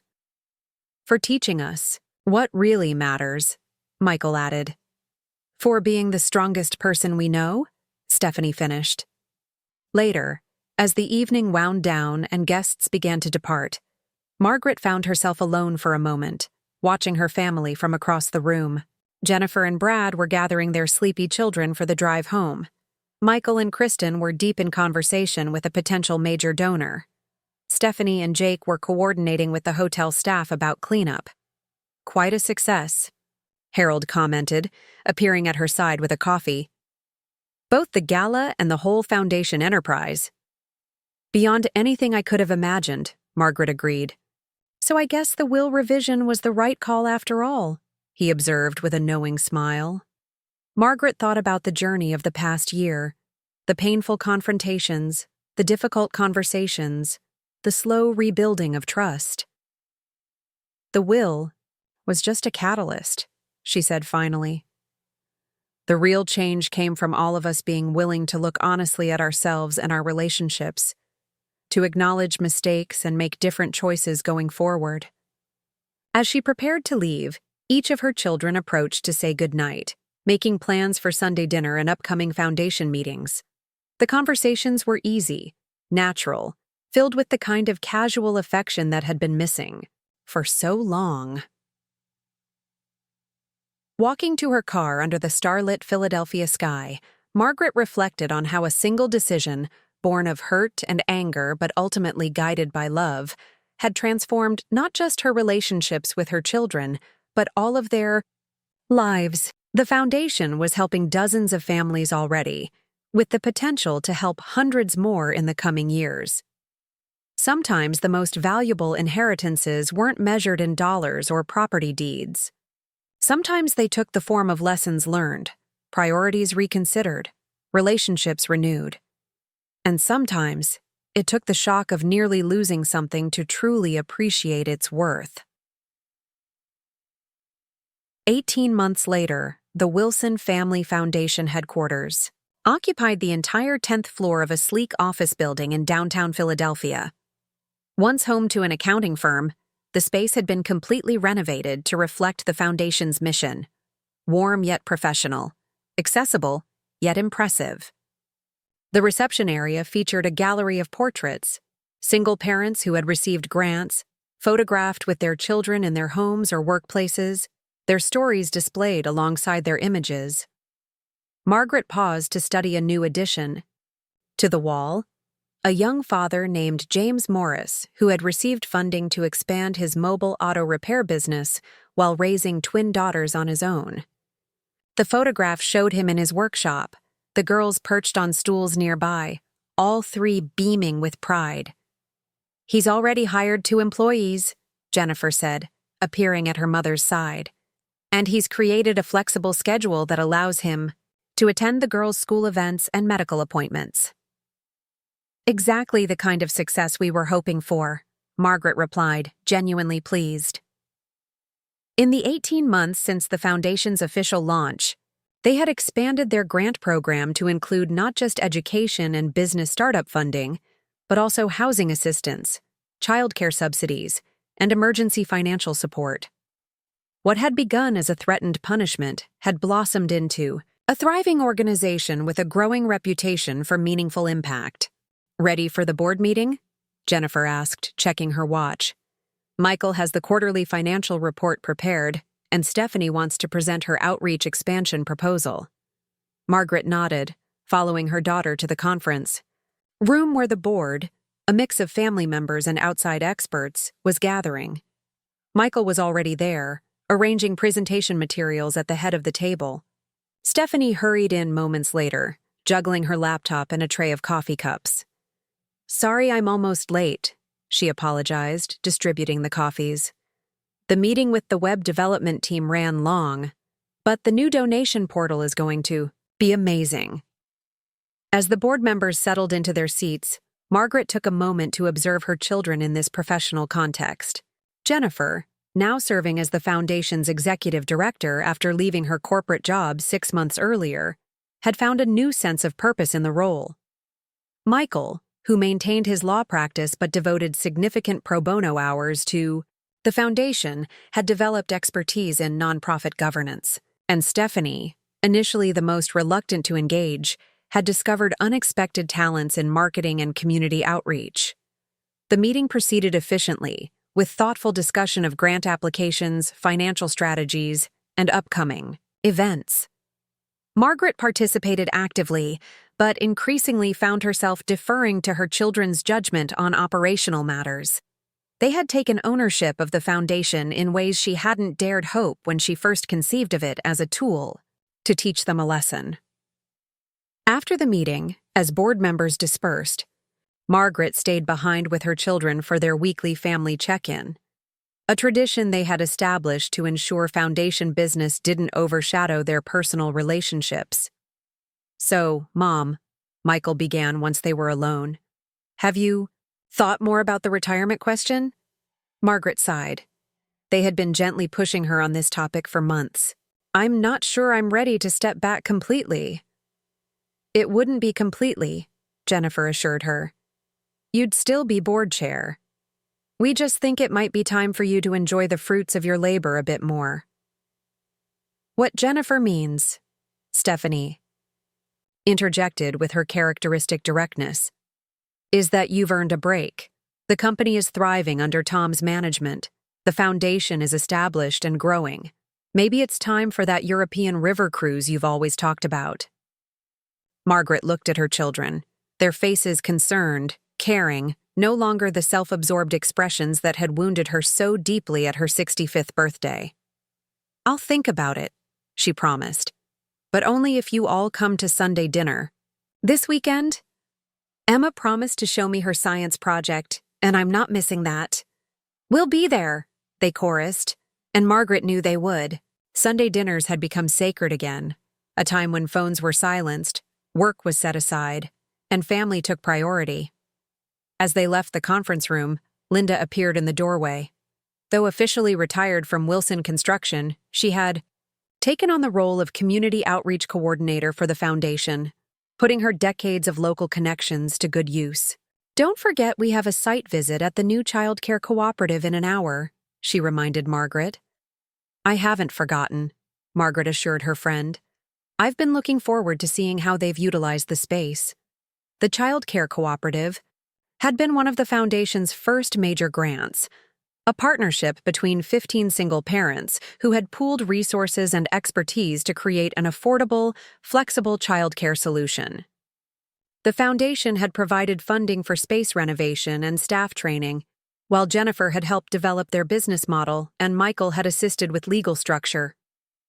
When they arrived at the converted storefront in North Philadelphia, an hour later they were greeted by Tanya Rodriguez, the young mother who had spearheaded the initiative. Mrs. Wilson, Ms. Mitchell, welcome, she said warmly, leading them inside where children played in bright, well-equipped rooms. We just enrolled our 20th family last week, and we've started a waiting list for others. As Tanya showed them around the facility, introducing staff and explaining their programming, Margaret felt a deep sense of satisfaction. This was exactly the kind of practical support she had envisioned when establishing the foundation. Help that respected the dignity and agency of single parents while addressing their very real challenges. The parents take turns volunteering alongside our professional staff, Tanya explained, showing them a sophisticated scheduling system. It reduces costs while creating a true community. Everyone contributes according to their skills and availability. And how has it affected your own situation? Margaret asked, genuinely interested in Tanya's personal experience. Transformative, Tanya replied without hesitation. I've been able to increase my course load at community college, which means I'll graduate with my nursing degree a full year earlier than planned. My son Lucas loves coming here, and I've found a support network I never had before. On the drive back downtown, Linda voiced what Margaret was thinking. If Richard could see what you've built, both the business and now this foundation, he'd be kicking himself for ever leaving. Margaret smiled. Actually, he has seen it. He and Vanessa attended the foundation's anniversary gala last month. And how was that? Linda's tone was cautious, protective. Surprisingly, fine, Margaret admitted. Time has a way of putting things in perspective. What seemed earth-shattering 15 years ago now feels like it happened to different people. Plus, you came out ahead in the end, Linda pointed out with a touch of satisfaction. The company you built is worth 10 times what it was when he left, and now you've created this legacy that will help families for generations. Margaret nodded thoughtfully. I've been thinking about legacy a lot lately. Not just what we leave behind in terms of money or institutions, but the values we pass on, the examples we set. Speaking of which, Linda said as they pulled into the foundation's parking garage, don't forget you promised to help Emma with her college applications this weekend. Jennifer mentioned she's specifically interested in engineering programs. My granddaughter, the engineer, Margaret said proudly. Who would have thought? Back in her office, Margaret took a moment to gather her thoughts before her next meeting. On her desk sat a framed photograph from her 66th birthday, a stark contrast to the ignored 65th that had prompted her drastic action with the will. The picture showed her surrounded by her children and grandchildren, all of them laughing as she opened presents that showed genuine thought and consideration. Next to it stood another frame, this one holding the bracelet Stephanie had given her that night after the will reading, with its charms representing their family. She no longer wore it daily, but she kept it visible as a reminder of their journey. Her computer chimed with an incoming email. Harold, checking in about the latest adjustments to her estate plan. The will that had once been wielded as a wake-up call had evolved into a thoughtful document that balanced family provision with philanthropic commitment. The foundation would continue to receive substantial funding, but her children would also inherit meaningful assets, with fewer strings attached than in that dramatic initial revision. Harold's message reminded her that they needed to finalize the succession plan for Wilson Construction. Margaret had already decided that none of her children would take over direct management. They had found their own paths, and forcing the business on them would serve no one. Instead, her longtime operations director, Tom Sullivan, would continue as CEO, with her children serving on the board and receiving profit distributions. As she typed her response to Harold, Margaret reflected on how her perspective had shifted. The initial will change had been born of hurt and anger, a desperate attempt to force her children to value what she had built for them. Now, her estate planning came from a place of wisdom and intention, a desire to provide for her family while also contributing to the greater good. A knock at her door interrupted her thoughts. Stephanie poked her head in, tablet in hand. "Got a minute? I wanted to show you the new foundation video before we publish it." "Of course," Margaret replied, gesturing to the chair across from her desk. Stephanie settled in and pulled up the video on her tablet. It began with images of single parents in various settings, a mother studying at a kitchen table while her child slept nearby, a father rushing from a workplace to a school pickup, a parent of ambiguous gender helping with homework while cooking dinner. "Every day, single parents perform quiet acts of heroism," the narrator began, "balancing work, education, and family responsibilities with limited support and resources." The video continued, showing recipients of the foundation's grants and the impact on their lives. The child care cooperative, a single father who had completed his degree, a mother who had launched a successful catering business. The Wilson Family Foundation believes that investing in single parents is investing in the future, the narration continued. When we support these families, we strengthen communities and create new possibilities for the next generation.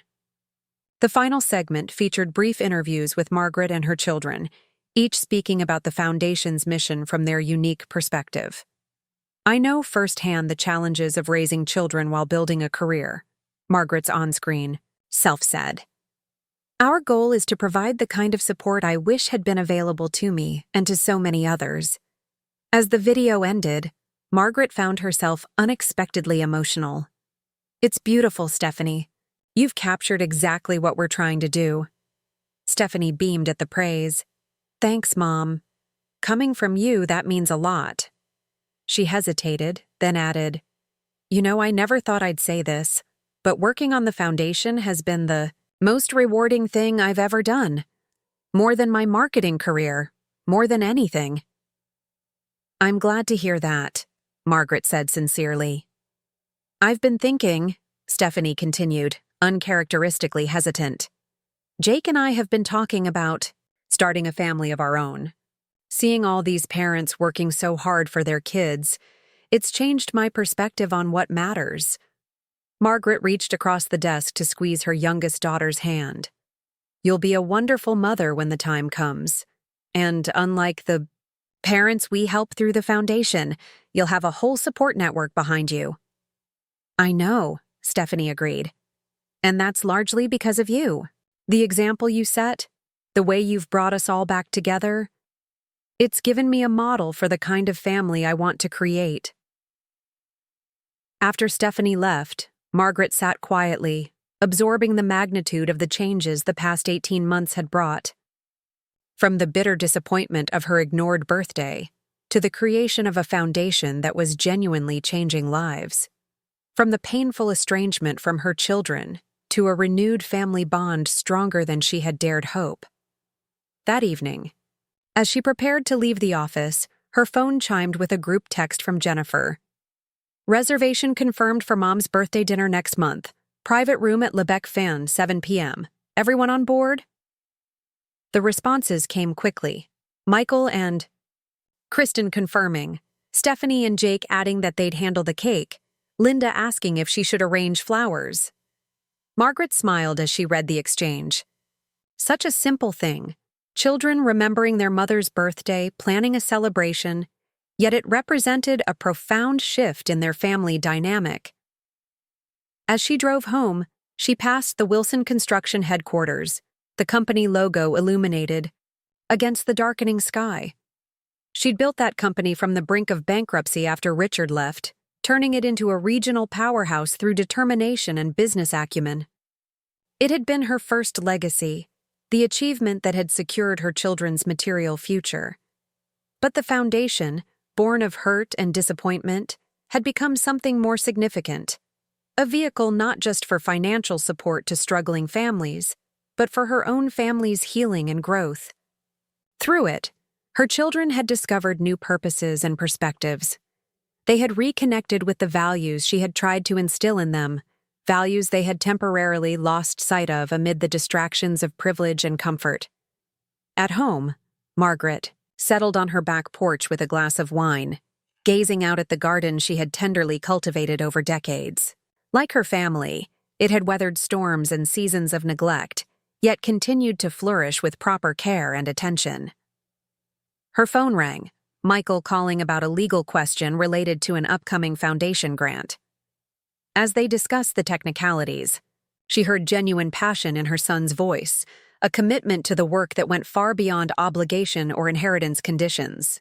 When they finished the business discussion, Michael didn't rush to end the call as he once might have. Instead, he asked about her day, shared a funny story about something his wife had said, mentioned an article he thought she might enjoy reading.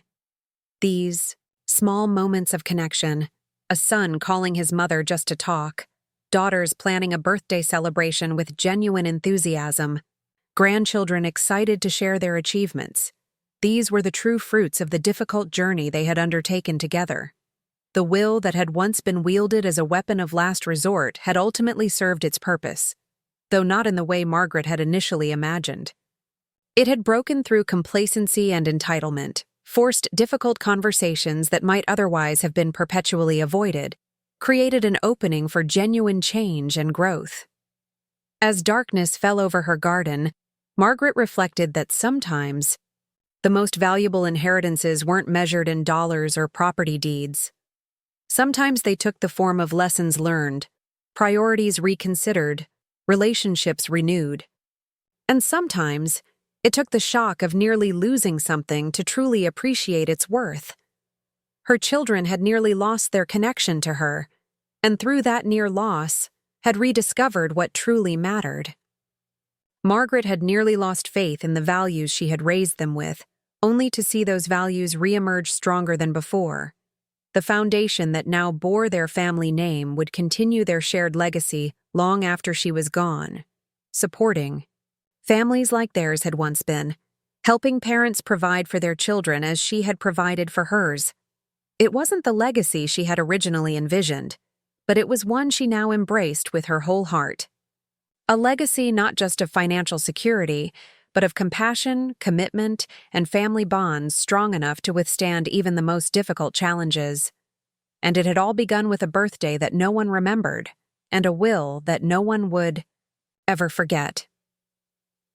Looking for more? We've got 2 amazing stories ready for you right on screen. If this one touched you, these are absolutely worth your time. Click to watch them now. And hey, subscribe and hit that bell to never miss our latest uploads.